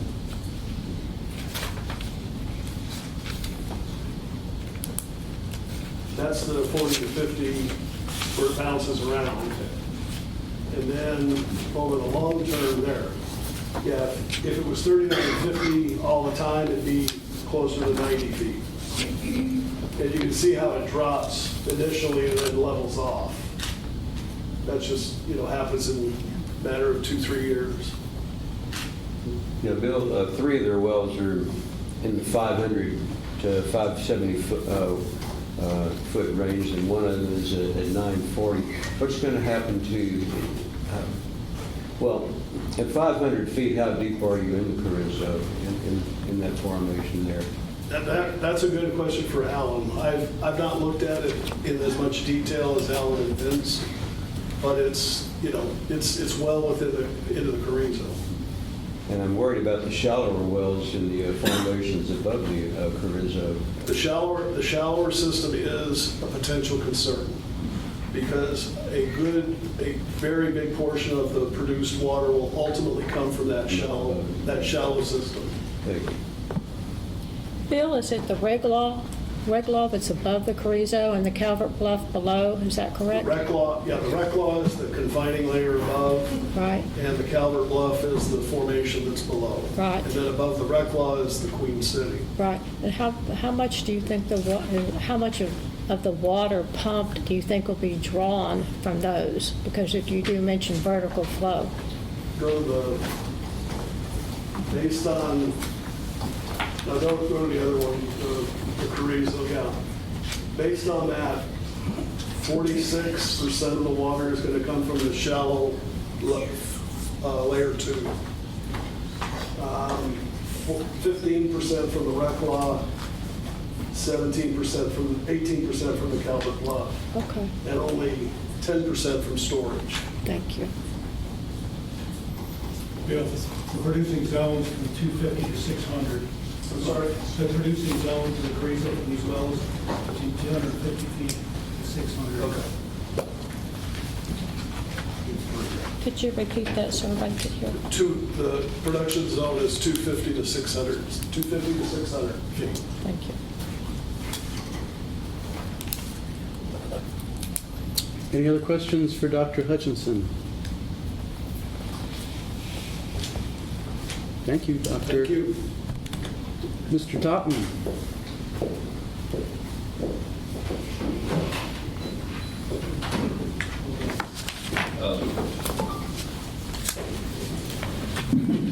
Mr. President, members of the board, the permit application originally came into the district in late October of last year, just before the district implemented its permitting moratorium. We worked through the permit review process, we requested additional information from the applicants. We received that information, and on June 27th of this year, the application was declared administratively complete, meaning they had checked the boxes that are required in terms of information that needed to be supplied with the district. You heard from Bill Hudson. He did the simulations and the modeling to look at possible impacts of production associated with this permit. And then based on that, I worked with Natasha Martin, our attorney, to develop the draft permit that was included in your packet. I absolutely appreciated Bill's suggestion about some sort of a credit debit system based on changing climatic conditions to try and get a more dialed in regulatory approach on how the permit's administered. But, and this may have been a mistake on my part, it seemed like the board had been trying to move away from having, for lack of a better term, snowflake permits, where permits with, outstanding, unique, special restrictions on them. And so rather than going the approach of creating a credit debit system or a rolling average system, I thought the best way to approach it would be to come at it from the angle of waste and tie out the waste language in the permit. So what you have in front of you, the special conditions regarding waste is a little bit more restrictive than what you would normally see in one of our permits. But basically designed to address the concept of not allowing irrigation water to run off of the property. So that draft permit was supplied to you all as a starting point for your considerations. To take into account, this is basically what the applicant asked for, combined with a few special conditions based on the ground conditions that we knew about. And then you can take in consideration Bill's report, and that's why you don't get paid the big bucks to figure out whether or not this is reasonable. So I'd be happy to address any questions you have about the process that got us here. Bill's addressed your questions about the hydrology, so. I'd like to ask a question on the special conditions. The number 6, where it says permittee must reduce the amount of water withdrawn under this permit during average to wet conditions to not allow the irrigation water to run off. There's no specifics to that. Yes, sir. That would, and in some respects, Mr. Thomas touched on that, the idea of don't run the sprinklers when the storm is coming in or when the storm just blew through. It's very hard to operationalize that. And again, I was trying to tighten up the language on waste without moving into an area where we're actually creating new permit conditions that have never been, issued on other existing permits in the district. But how would we know if that's being done? I think we have a room full of people that will let us know if the runoff problem continues. That was kind of my. It's too late. But that was kind of my thought there. But it's an observable thing through changes in water quality in the creek and the local creeks. We would need to set up some monitoring to observe that, but that's something that can be done through surface water, groundwater monitoring. And of course, if the board wants to go a different direction and would rather have something more along the lines of a credit debit system based on annual weather, rainfall events, or based on rolling averages of usage, we can certainly go that route. I just thought that the board was trying to move away from using that type of system. I have a question on monitoring. Yes, sir. What does the permit currently have regarding monitoring wells? How many, which formations? So with the amount that they are seeking, they are below the district's rules regarding requirements for monitoring wells to be provided to the district. However, over the course of the past year or so, we have picked up a handful of wells in that area. And I suspect we'll be picking up more as well after this hearing. Okay, so the only ones we have are outside of their property currently, because the rules don't specify that for that small number. Our rules don't kick in until 5,000. 5,000? Okay.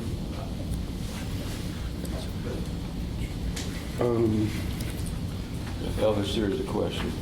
A comment.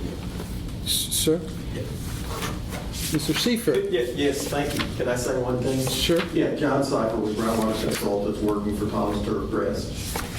One thing in terms of monitoring, the Thomases are open to monitoring the wells that they drill, have water level measurements measured in them, keep track of that. They're perfectly happy with that. So that can happen in any of the wells. Also, in terms of the production zone, in the northwest part of the property, it is, as Alan said, in about the 250 to 550 foot production range. In the very north part, or northeast part, there is one well that's about 580 feet deep, but it is only going to pump at 180 gallons a minute.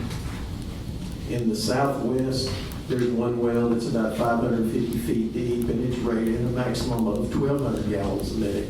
In the southeast corner, the Carrizo is deeper, substantially deeper. It will screen the depth interval from about 620 to about 930 feet.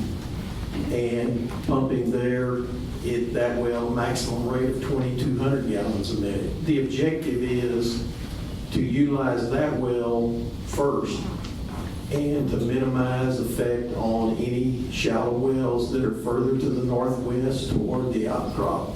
So that's the plan, and realizing that the Carrizo is deeper in the southeast part of the property. Also, as Dr. Hutchinson said, there's the rec law in the Queen City above the Carrizo there, and monitoring of the Queen City is welcomed also, and that's the overlying formation. Excuse me, above the Carrizo with the rec law, maybe 50 or 60 feet deep, thick, excuse me, and then the Queen City above that. So that's all welcome, and then everything will be metered. And like I say, water only utilized when it's needed, and when precipitation is higher, it'll be less use. Thank you. Thank you for that clarification. I'm glad to hear that. Jim, regarding the 10% monitoring systems that are, 10%, my understanding is that that's kind of good for the industry and typical for the industry, the 10% metering? Yes, sir. So you're referring to the requirement that any production meters be accurate to plus or minus 10%? Correct. Sadly, yeah, that's the norm. Pretty much cutting edge for water monitoring, right, for water production. So, there may be, without moving into the realm of scientific type meters or specifically small flow meters, but when you're talking about 2,200 gallons per minute, plus or minus 10% is about, sadly, as good as it gets in terms of accuracy. And I believe that also comes directly from Chapter 36, that plus or minus 10%. Yeah, because I remember looking at that when we were looking at the ASR project, and I was stunned that it was 10%. Any other questions for Mr. Totten? There's a question at the back. I guess there was a question in the back. I have one question. All right, real quick, because Are there any wells on the property that are existing wells that are going to be used, or are all the wells that are pumping the pivots new wells? I think there are 2 existing and 2 new, but Mr. Seifert? Yes, sir. Yeah. The 180 gallon per minute well is an existing well. The number 2 well is existing as of August of 2022. 2 of the wells, if drilled, would be new wells.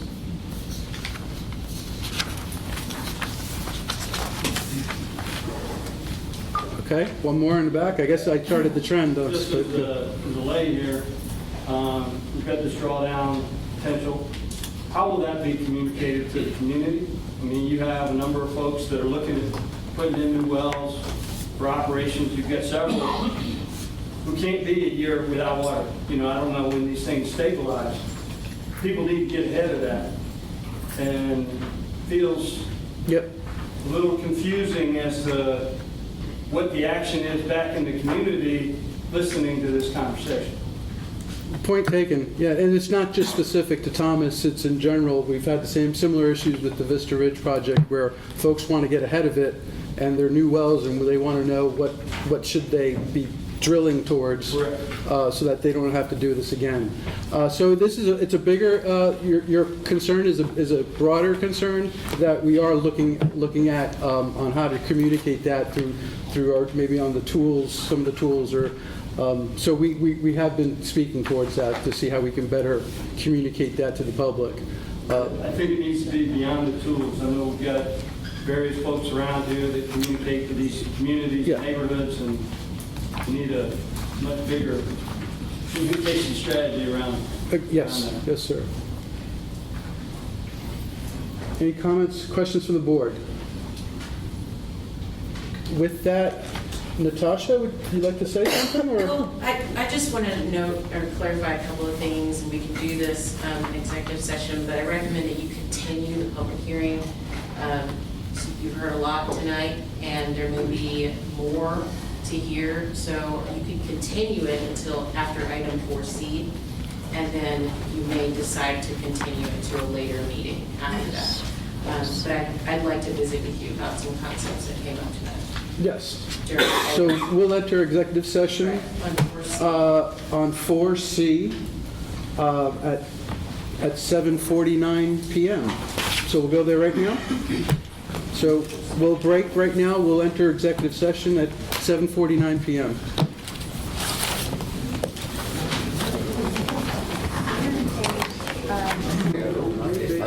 Okay, I'd like to start back up. It is now 8:15. We've returned from executive session. There was no action taken. There were no votes taken. I do want to announce that we will continue this public hearing on the Thomas Turfgrass applications. It will be set for, the continuation will be on September 20th here in Elgin, in this very same room, at 6 p.m. So at that hearing, there will be another opportunity to make public comments on the record. So we will continue this public hearing on September 20th, 6 p.m. here at this very same location in Elgin. I'd like to make a motion. Sure. I'd like to make a motion that we postpone action on item 4C until September 20th, 2023 meeting. Do I hear a second? Second. Hearing a second, all those in favor? Aye. Any opposed? Hearing none, the motion passes. Okay, moving on to the regular agenda. We are now up to item 4D. Discussion, consideration of, and possible action on the purchase of outdoor signage for new district office. I did go out and get a few more options. We discussed last month, we discussed options 1 through 3. I did go out and ask for another option where the tree was removed, so there's no more tree. It's just the wording, the Lost Pines Groundwater District. That channel letter option can be done within 6 feet, with a 6 feet width. Whereas last month we discussed that channel lettering at a minimum required 8 feet because of the tree. Once we removed the tree requirement, now they're able to squeeze that into 6 feet wide. Still, the price is $7,450. So the price only went down by removing the tree. It lowered the price by $400 from $7,850 to $7,450. Which option? That's option 4. Oh. So that's the channel lettering without the tree, and that's $7,450. The with the tree was 8 foot wide, and that was $7,850. That was the smallest possible with the tree. This can be 6 feet wide. It's still $7,450. That's option 4. Option 5 is the same company, Sinorama. They kept the tree, but they could not do the channel lettering, where each letter has its own light individually. So this is just has one sign up front, and then the LED lights up the back plate. So there's just one whole back plate, and then the LED lights illuminates the entire back plate, as opposed to each letter having a light. So would that mean that whole white background would be lit? The whole back of it would be lit. Yeah, it's backlit. I guess I'm only asking because I've been paying a lot of attention to night lighting, and they're saying preferences for a dark background and white letters if you're going to do something like that. So you aren't projecting so much white light, or use a warmer light, downcast light. So I'm just hoping we would pay attention to lighting. Yeah, I think when it comes to the backlight, the other option, let me give you the price for that one. So that's $5,850. The other option is option 2, which is the cabinet option. And it's just, it's a 6-inch cabinet, and then the light kind of protrudes through the letters. That's also $5,250. So they're starting, things, we're looking at, it's pretty consistent, we're looking at 5,000 to 7,000 here. If we have lights. Yeah, for lights, for a backlight. So that was option 5 with the backlight. And then there was an option 6, and this kind of came out of left field because I just went to the website and I asked for an estimate. And the estimate this company came back with was a very elaborate sign. Their sign actually had like a television screen underneath the sign. This is option 6. It's actually a sign, a backlit sign, but underneath it there's an LED like television display that you can project whatever. That sounds like trouble to me. Yeah, I mean, because I know Mr. Sherrill had asked for having the phone number on there and things. So in theory, you could put any message. You can message when's the upcoming meeting or the phone number. But yeah, the LED sign display is over $6,800, $6,832 for that LED display, and then the sign is another $6,000. So their total is $12,800 to have the sign and this television, this LED display underneath it. That was option 6. That seemed a little bit too much. We did not ask for it, but that's what they came back with. Option 7 seems very low to me. Option 7 is, I believe, a foreign vendor. Certainly, when I received the emails to and from, it seemed like they might be from Asia. Their price is very, very inexpensive, between $800 to $1,600. But keep in mind that does not include permits. It does not include the installation. Whereas the other offers, the other bids did include installation and permits, and they're local. Whereas these folks seem like they're overseas in Asia somewhere. I think maybe we could, take a look a little further in this, but this price tag just seems so low that it seems just a little too good to be true. Let's just choose one. But so those are the options. I'm personally against putting lighted signs because the only time we really need it is once a month for our meeting so people can see where we are. And in light of the expenditures that Herb Cook has brought up tonight, I would recommend we just put up a simple sign or use the one we already have, and then put this off to the future when we have more money. But even then, I think that's extravagant. I think about all the other government buildings, like, do they have these kind of lights? I don't think so. And they're open way more, they have way more meetings than we do. So I think it's extravagance that we should avoid for the time being. That's my opinion. And option 1 is to keep the existing sign and just put a...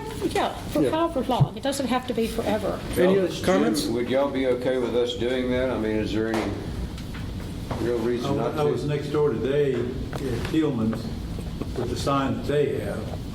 And it's, to me, a simplistic sign, but kind of cut out. But they told me, unfortunately, the guy that made that, he passed away. So, Is it just a regular sign without lights? Yeah, they don't have any lights, but it Yeah, the has lights- Herman Tillman and all that. Yeah, but there's many artists and there all these sign companies. If you go to them, you can get. It's not free, but it's the light and the electricity makes it so expensive. And if we were open every night, yes, then we might need something like that. But I think it's too much. My personal opinion. Others may disagree. How much you spent in for a building?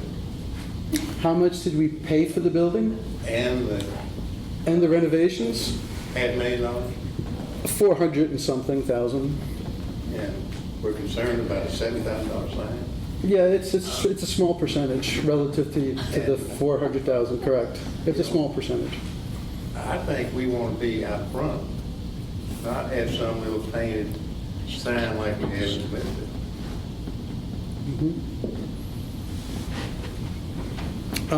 We don't have to come to a conclusion today by any means. We could again table this and think about it. But any other comments or feedback from anyone? Herb, are we in danger of having to move in anytime soon? No. Okay. There's some other issues over there that can be corrected easily. It's just like everything construction today. I'd like to move that we table this. Till August? Till after we move in? Yeah, well, until sometime in the future. Okay, do I hear? I would never vote for much money for a sign. Yes, so we're working on getting a finance committee meeting scheduled. It'll probably be later in the month, Director Cook, based on your availability. Is that right, for finance? He's gone. A lot of this is getting punted to the Financial Committee, I think.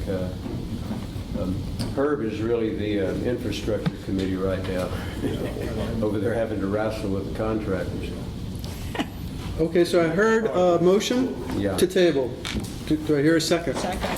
I heard a second, so we have a motion and a second. All those in favor? Aye. Any opposed? All right, motion to table is passed. We'll table this.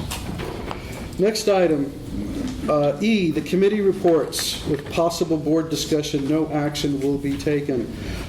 Financial Services Committee has not met, but they will be meeting soon to discuss this very same issue of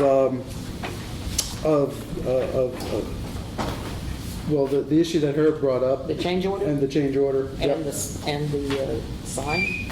No, not the sign, but the Mitigation. the mitigation costs and what going. So they're going to be discussing mitigation, and they'll be discussing the ductwork.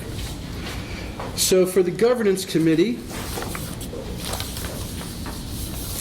let me grab my information here. So the governance committee met on July 5th at 9 a.m. via Zoom. In attendance were myself, Kay Rogers, Michael Samang, Natasha Martin, and James Totten. We discussed the Gatehouse litigation. We discussed the stakeholder meeting, and if needed, we may have to send out some invitations to ensure representation from all stakeholders. Meetings are planned the fourth Wednesday of the month. Starting this month on July 26th will be the first stakeholder group meeting. Reminders were sent out, and there was a July 7th deadline, which we received several applications, and Jim will get into more of the details during the GM report. The committee discussed the need for new rules to take into account any of the new legislature requirements that just came out of the recent legislature. For example, there's a new law about having apps on computers, and we'll discuss that later on this agenda. There's an item on there. It was called the TikTok bill. You may have heard of that. We'll discuss that later on. Mr. Greg Ellis will be providing an update to the board on his report. He's written a report on the outcome of the legislature and how that relates to us, to the district. The Finance Committee will meet within the next week or two to discuss the financials of the mitigation program and the potential requirement to have each director have their own cell phone and laptop and email. Again, per the legislation, and we'll get into that upcoming in the next item coming up on the agenda. We discussed the Giddings office and the signs. We discussed at the GMA 12 a desire to normalize the data amongst the various GCDs so that we could more easily share our data. I know that Post Oak Savannah and Brazos Valley have begun to make sure their data is compatible with one another. For example, they're starting to use mean sea level for all their measurements, and perhaps we can get in on that and normalize our data so we're all consistent. We also talked about the Federal Bureau of Reclamation Water Smart Grant. It just came out for this year. There's a federal grant by the Bureau of Reclamation, and we would like to try to see if we can get an application to get some federal grant money for further hydrological studies. So Mr. Totten will talk about that as well upcoming during his update. We talked about the TWDB Springs Initiative to try to plan that more for an October timeframe, and we discussed today's agenda. So next up, the next committee Readout would be the Infrastructure Committee, Mr. Herb Cook. Well, we went over the air conditioning problem. Cabinets have been delivered and they're good quality. There's no fireboard, they're all real wood. And they installed the handicap door yesterday, I believe. That's been installed now. So there is some progress being made, but it's just getting it going again. Because of the ductwork, kind of stopped it for the last couple of weeks. And that's put a hold on everything. For everything, yep, okay. Next up, Education Outreach Committee. The Education Outreach Committee will have a meeting here in the next 2 weeks, so there's nothing to report from the Education Outreach Committee. But there is one item, the Education Outreach Committee with input from Natasha has a publication or public information that we'd like to submit to area newspapers dealing with aquifers as ecosystem services benefits. A copy of that letter was in your pocket. Elvis, do we need board approval to submit that article? No. All right. Okay, thank you. Management Committee? Like the Education Committee, the Management Committee has not yet met this month. We will meet on the 27th. However, I have begun an agenda, and if anybody has anything to add, because I haven't had a chance to talk to anybody, but so far on the agenda is number one, we will be looking at the rules based on the legislation that recently passed, and Natasha is currently working on some draft rules that she'll have to us hopefully later this week. Number two, I would like to find out an update perhaps from LRE on the status of the Northeast Lee County Carrizo Groundwater Management Zone, because we want to proceed with rules on that in the next round two if possible. In addition, we talked about waste today some in our public hearing. I would also like us to revisit writing some new waste rules. Number four, I would like for us to do kind of a high-level look at an Aquifer Conservancy program similar to the one that Post Oak has. And again, I don't plan to go into detail at this time, but at least start looking at it. And that's where landowners are paid money not to sell their water. You can still have your own private well, but you are reimbursed, and I don't recall how much per month or per year that people are encouraged to conserve their water and are reimbursed for it. And then we have some other rules that we'll be looking at. Does anyone have anything else you think the Management Committee should be talking about? No? Okay, that's it. Okay, next up is item 4F, General Manager's Report. Mr. Totten. Thank you, Mr. President, members of the board. Seems like the committee reports almost make a lot of my report redundant, but I'll try to be brief since I know we still got Greg on the agenda, and that could take up the time. Report for July 2023. During the reporting period, June 1st to June 30th, 9 new wells were drilled within the district. 5 water quality tests were conducted by district staff, and 22 wells were gauged. With regard to the drought, the brief reprieve we had this spring is now coming in. As of July, 96% of Bastrop County is recorded as abnormally dry, and 4% of Bastrop County is now into D1 moderate drought. Meanwhile, Lee County last month was at 88% abnormally dry, and is now 100% of the county experiencing D0 abnormally dry conditions. GMA 12 did meet on June 29th at the Post Oak Span offices in Milano. Probably the two key points were that Bill Hutchison was there on behalf of our district to make a presentation about other methods used in other GMAs for establishing desired future conditions. I think that was pretty well received. The directions from the GMA 12 was for the consultants to begin working on coming up with evaluating the feasibility of a 2-track system to move through this cycle of using the methods we've used in past ground planning, and also evaluating some of the methods that Dr. Hutchinson brought in. The other kind of big item that was on the agenda was the discussion of the shared database that we've been working towards. If you recall, we switched our database system over to HAB, and with the intent of creating a shared database between the 5 districts and the GMA. That initial proposal from HAB came back as we'd have to buy an entirely new database system that would connect everything else. It was a $50,000 additional project plus additional monthly maintenance fees. The short version is that Brazos Valley, BCD, Giddings, Texas, and Fayette County all came back and said they felt the cost was either too much or that the program itself was redundant. So for the time being, that item is basically tabled, which goes to the discussion that we had at the management committee about trying to normalize our data between districts ourselves so that we can more easily begin passing data back and forth within our own systems without needing that overarching database system. My second item is talking about the HVAC, but that's been addressed now, so we'll get that resolved through the committee and get that project moving forward. With regard to the education and outreach coordinator, that position was posted to close on last Friday at 5 p.m. We had a lot of deadlines for last Friday at 5 p.m. We did not receive an application for that position.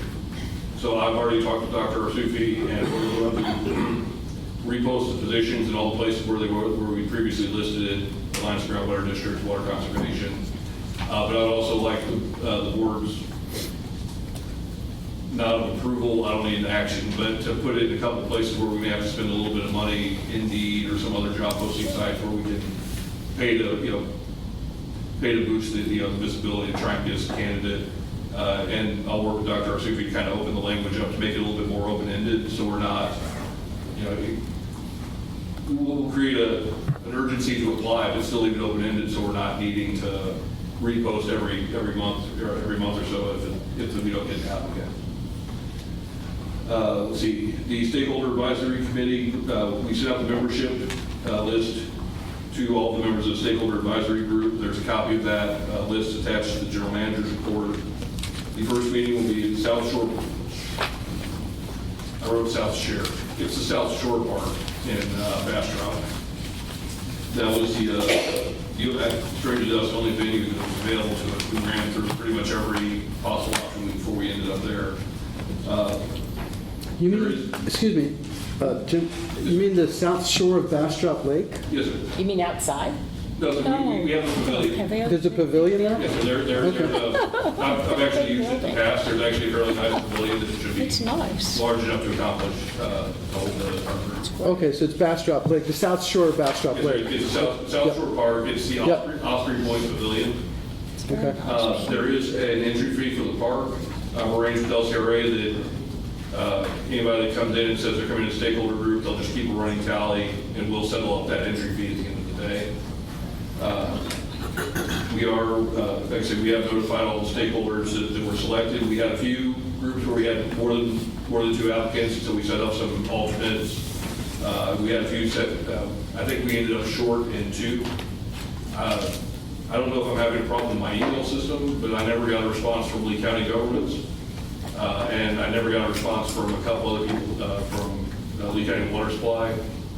But we did fill out the regional, the water utilities slot at least. And then we also have just recharge by itself on the regional water supply. So the gatehouse, I guess, is sitting this one out. But we still have time. If there's somebody from the Lee County government side that's interested in taking that last seat, we can certainly slot them in before the meeting next week. Let's see, as of last Friday, the district's management plan was being circulated at TWDB for final signatures and approval. So based on the rate that they've been working lately, it seems like we may have our final approved management plan back sometime in 2027. Okay. Actually, hopefully it'll be before the next meeting.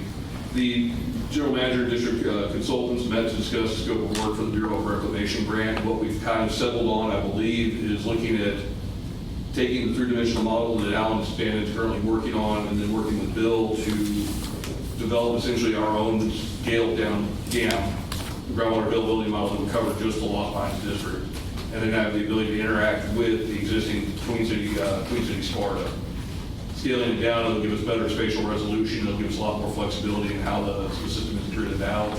We've got an initial cost, or kind of an initial cost and an initial scope of work. We'll work on getting something finalized and ready for the application deadline's in October, so hopefully early September we'll have something for the board to review on that.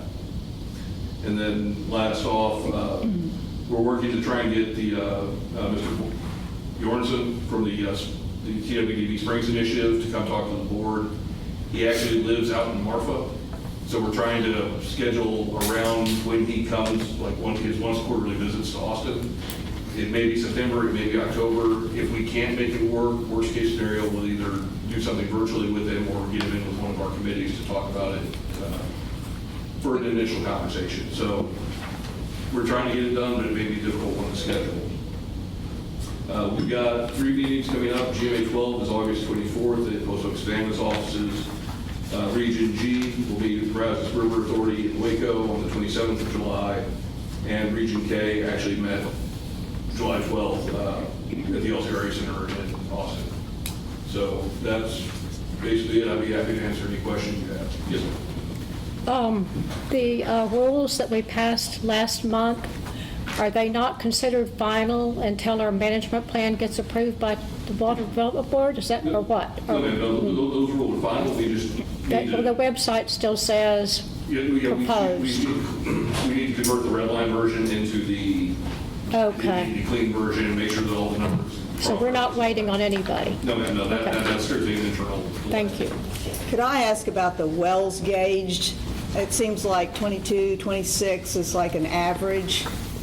It depends, yes, ma'am, but yeah. How many wells are we monitoring or gauging? How many in total? So the actual monitoring network for the district has a core of about 85 to 90. And then we have a lot of these wells that we do gauge. There's no driller's log, there's no record. And so it's more of a courtesy or a service we're providing to a landowner so that they can keep track of where their water level is, but it's not usable data.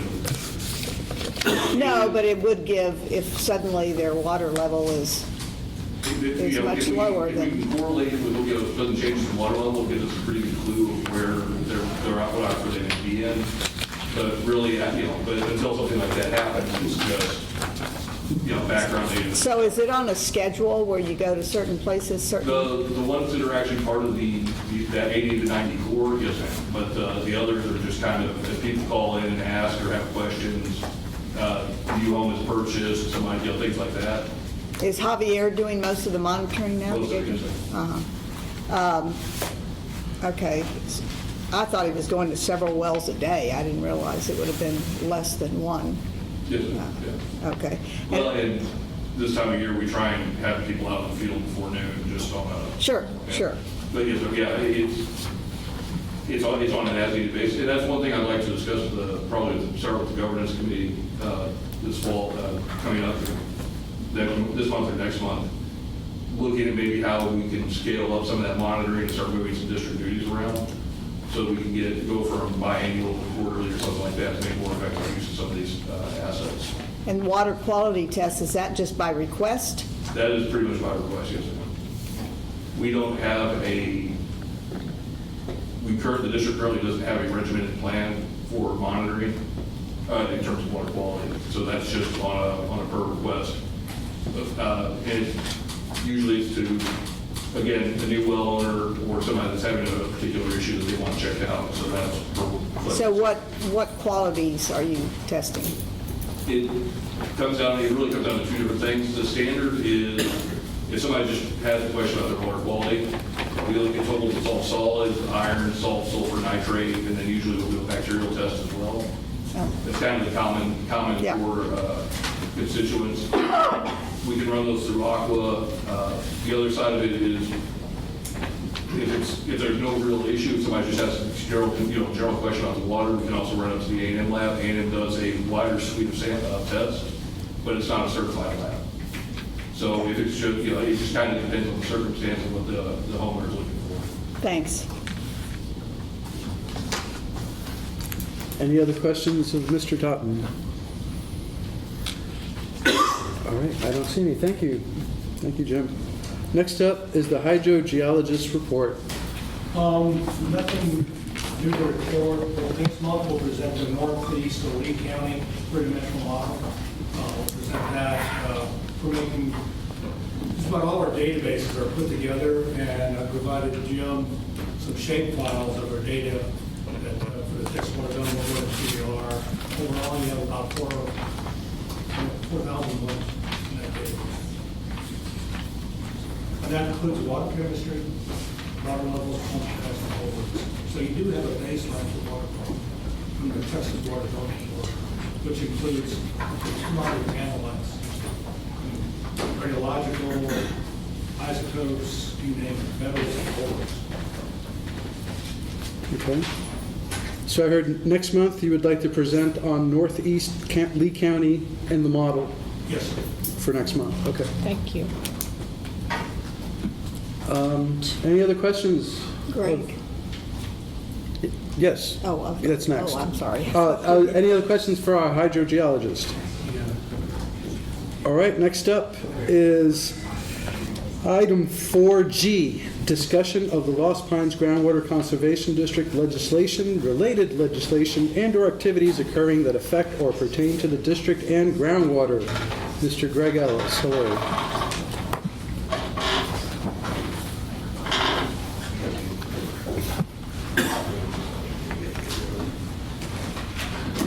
Okay, it's 8:45. I'm going to try to get you out 3 hours early, okay? So we've had about all our jokes being true. Start off with Senate Bill 1080. That was the bill amending the Lost Pines Act. It passed the House 142-1. It passed the Senate 31-0, and was subsequently vetoed by the governor. The governor vetoed it on June 15th, which is too late for the legislature to do anything about it. His veto message reads as follows. While creating a mitigation plan for a single groundwater conservation district is important, it's simply not as important as cutting property taxes. This bill can be reconsidered at a future special session only after the property tax relief is passed. Now, that clearly means it had absolutely nothing to do with the bill itself. It had everything to do with the Senate not passing the governor's preferred property tax plan.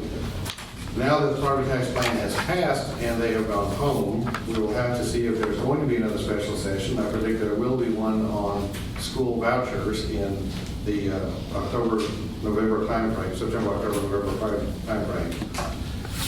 And we will have to see if the governor opens up the call to the 70-plus bills that he vetoed during the June timeframe. If he does, we have a possibility we can get this bill refiled and repassed and brought back up. So I'm hoping that's the case. And you would have to go back to the House and the Senate?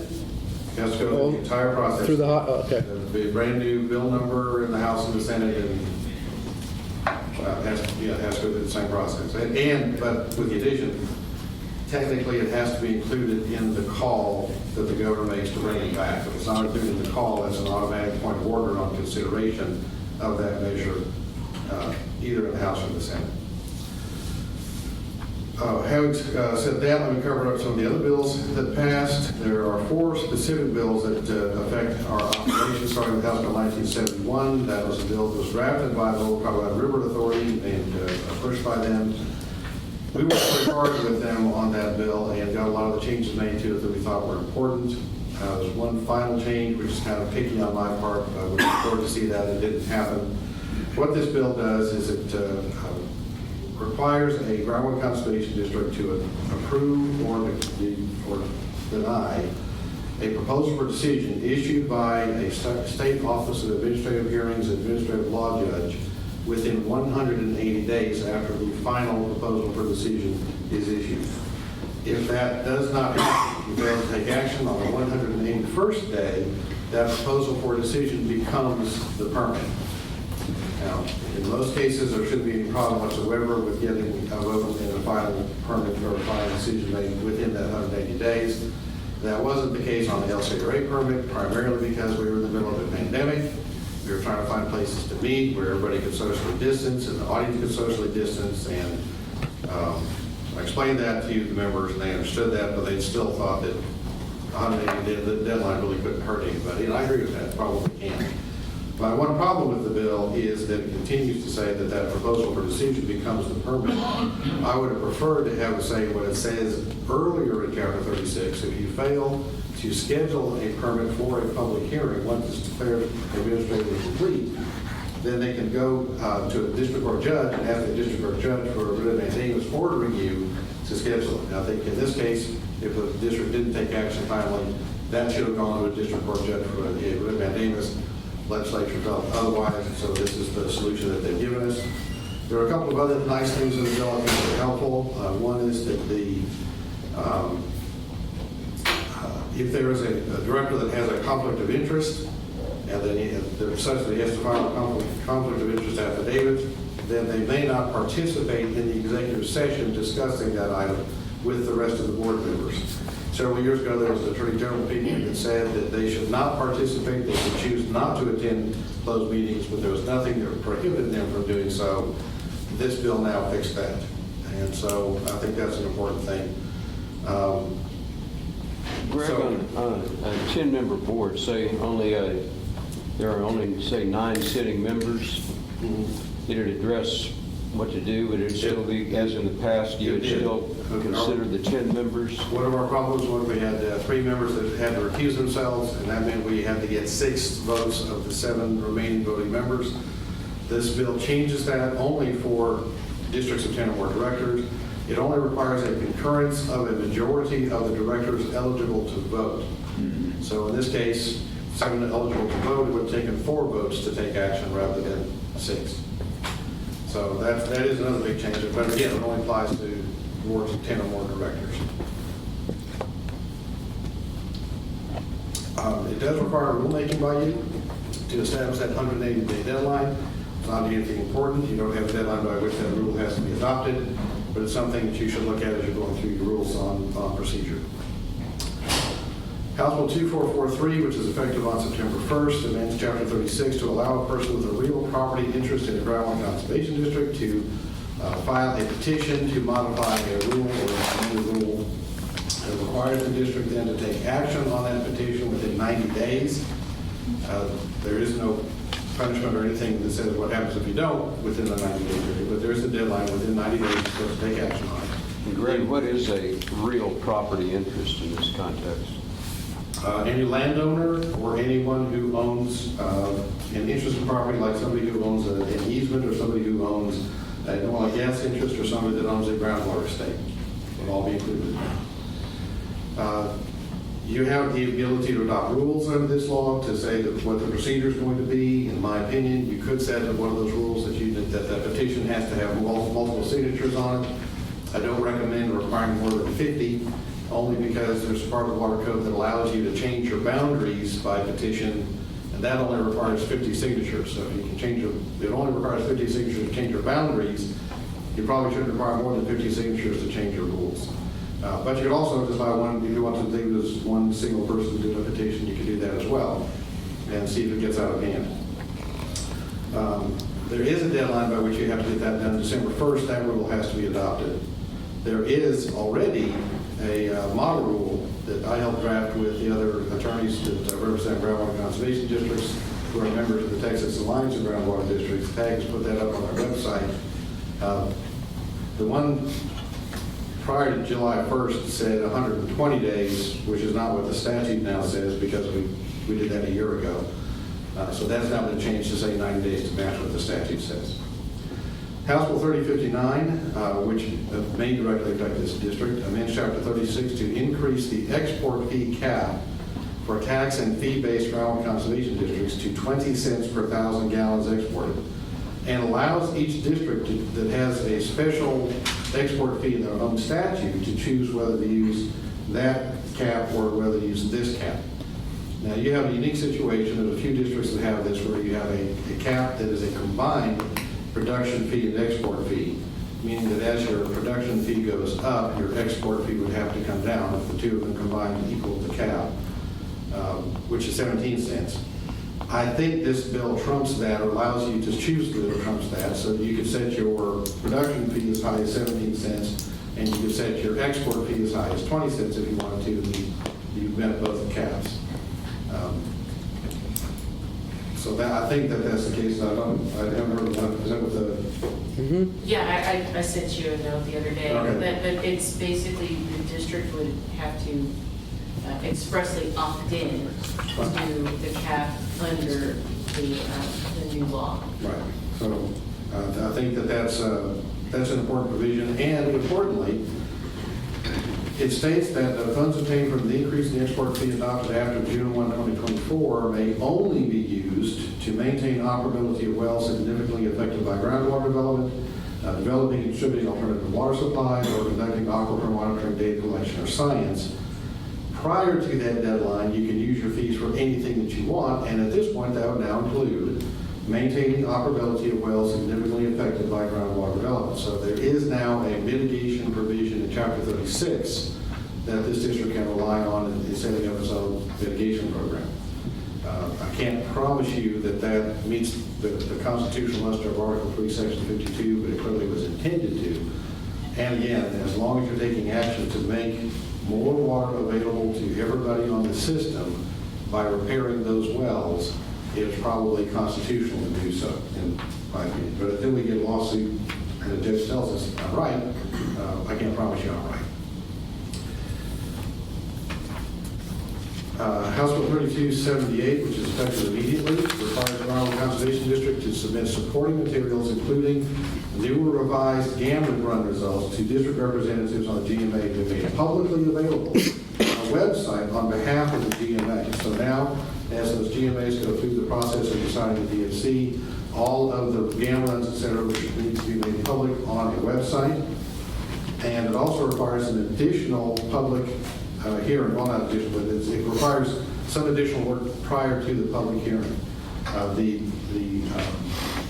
information has to be posted for at least 30 days before the districts may reconvene for joint planning meeting to receive comments and adopt a final desired future condition. So we still have the problem of that all happening at the end of the process, and if somebody walks in with the most brilliant idea ever for a desired future condition, we're not going to have time to run GAM models and go through all the factors we have to analyze to get that brilliant desired future condition adopted. So I urge anybody that has a brilliant idea on what the desired future condition would be to get to the GAM now, make your comments now, and make sure that the GMA considers and analyzes that brilliant idea going into the planning process, not at the end of it. Senate Bill 2440, effective on January 1, 24, is important because it applies to all local governments. And this is a pretty big change on behalf of the legislature. It requires every county in the state to require a water availability study be done on any plat that includes more than 10 subdivided lots. Now, unfortunately, it allows counties over the Cruiser-Wilcox or the Gulf Coast aquifers to opt out of that provision if they want to. And I'm not entirely sure why that was done, but frankly, this is a big step forward for the rest of the state, and I don't know how many counties are going to opt out of that. And I'm hearing that most of those counties are now going to be turning to the local groundwater conservation district to get help with that. I urge you to contact your counties and say, please don't opt out, and please let us help with that planning procedure. Senate Bill 1746 is another Chapter 36 bill, and amends 36-117B and D of the Water Code to exempt from the Groundwater Conservation District permitting process a well drill that is for temporary use to supply water for a rig actively engaged in drilling a groundwater well. Now, we already have that for oil and gas wells, or we call them rig supply wells. This would be for rig supply wells for drilling a groundwater well. Almost everybody I know, when they issue a permit for a new well, includes in that permit authorization to drill that rig supply well. But apparently somebody didn't get one done and it caused a problem, and so they've got the legislation to add this exemption in. Again, new rule has to be adopted to recognize the exemption, no deadline for you to do that. One other thing I wanted to mention to you that is going to require you to take some action. Senate Bill 1893, which is effective immediately, is that TikTok bill that you just heard about. It requires all government-owned or leased electronic equipment that has that app to remove that app immediately. At one point, the bill affected or said that anybody using electronic measure for public business could not have that app on their phone. They decided that that was going to affect way too many people that didn't know it affected them. So they said it has to be government-owned or leased equipment. So every laptop, every computer, every phone owned by the district has to remove TikTok, and that the more social media apps may be added to that list, either by the governor, proclamation, or from the Department of Information Resources and Department of Public Safety. So I'm expecting Governor Abbott to add Facebook to that list any day now. The Department of Information Resources and the Department of Public Safety are to jointly develop a model policy dealing with app safety on government-owned equipment. When that policy comes out, which is supposed to happen sometime this summer, you're going to have to adopt that policy within 30 days. You don't get to amend it, you don't get to change it, you're simply required to adopt the policy. So as soon as they get done with it, they send it out, we'll provide it to you, we'll put it on the next agenda for you to adopt. And then it'll be up to the staff to make sure that they're following that policy.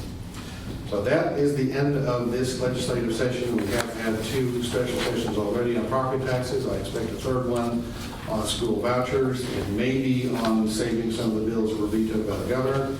We'll see if that happens.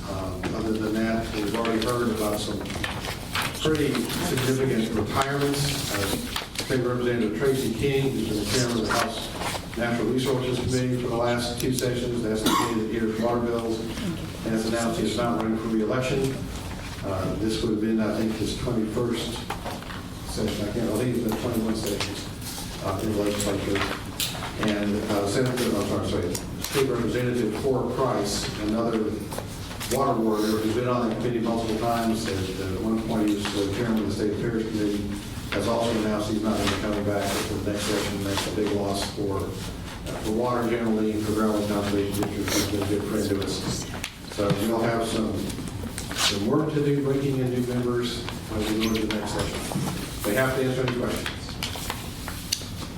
Senate Bill 28 and SJR 75. Right. Can you comment? I guess SB 28 set up this fund, this big water fund, to fix leaky pipes and things like that throughout the state. So it's a big $1 billion fund, and I guess that passed. Yes. So, but now it goes up for a vote. The joint resolution is a constitutional amendment that requires a statewide vote. It's going to be on the ballot in November. I'm expecting a pretty significant campaign in favor of that. That allows the legislature to dedicate that $1 billion into that fund. $1 billion, while it's probably $4 billion less than we really needed, is very significant, a big move by the legislature.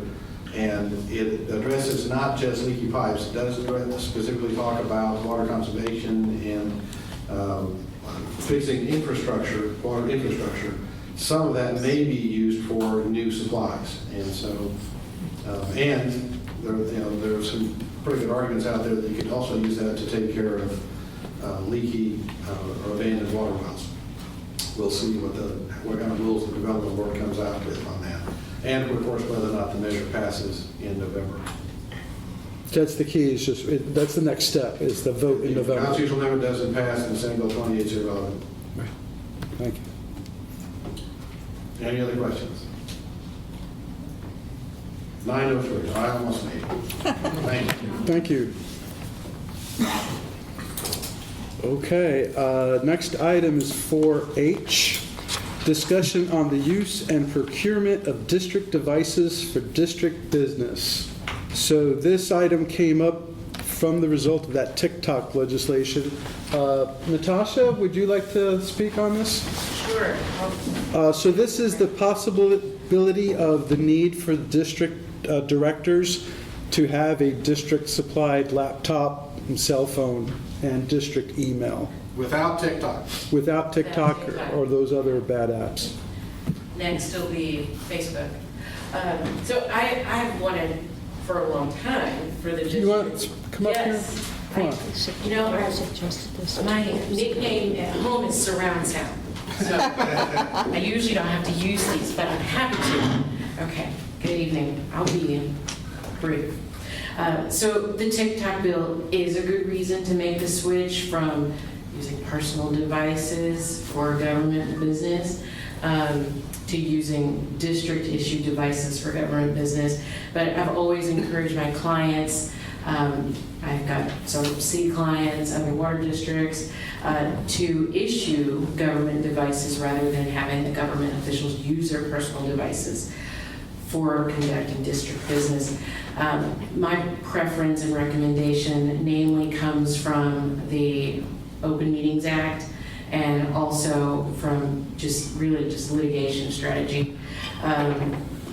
The Open Meetings Act essentially says that any work-related information or government-related information on your personal device is public information. And so that public information can be subject to disclosure if there's a request, that information's responsive, and I can't cull through the Open Meetings Act and find an exception that keeps us from disclosing that. And so, for example, if one of those requests comes in and there are emails on your personal phone or laptop, photos or text messages that relate to the subject of that request that is germane to you doing your district business, that information on your personal device would be is public and would be disclosed. And then, the other reason, and I kind of touched on this, would be for litigation purposes. And so, saying kind of the example, you've got emails or texts or photos, etc., maybe even voicemail messages, they're subject to being released in a lawsuit after a discovery request. If they're responsive, that would be, if there's pushback, you could get to the point where this information is getting subpoenaed. So all of this, in addition to protection of your privacy, are reasons to convert to issuing government devices and doing your work on those government devices. Well, we could issue them and then you still pick up the personal cell phone. That doesn't really solve the problem. So once we issue them, you're all encouraged, really, we could adopt a policy saying that you have to use this government issued device for your business. It helps with your privacy, also helps with our sanity. If one of these requests comes in, we would just search on the district's servers for that information versus us going to you and having you do the cull for the search. So those are just a couple of reasons. Happy to answer questions, but the TikTok bill is a good motivator to make this switch. There's a lot of other things to think about, like tech support. I know that Jim has had his mind on that too. So any other questions? So it would not be optional, is that right? That if the district decided to buy iPads, laptops, phones, like I already have an iPad to phone, and I would have to carry another phone and another iPad? For conducting district business. Yeah. If the district were to adopt that policy. That's the only downside I can see. It's just... And my understanding, Natasha, is we are the only ones of your clients that do not use district or government issued devices. So we are rare. So we are the only one. In my experience, right. I mean, I'd love for that to be a huge sample, but I will say, out of my 10, 12 governmental clients, you're the only ones. Now there are some water supply corporations, et cetera, that they, use their personal devices, but I wouldn't use that as the gold standard, but we would like for you to make the switch or consider making the switch. And when I spoke to Mr. Totten on this, he informed me that Post Oak Savannah hires an IT company. They outsource this function.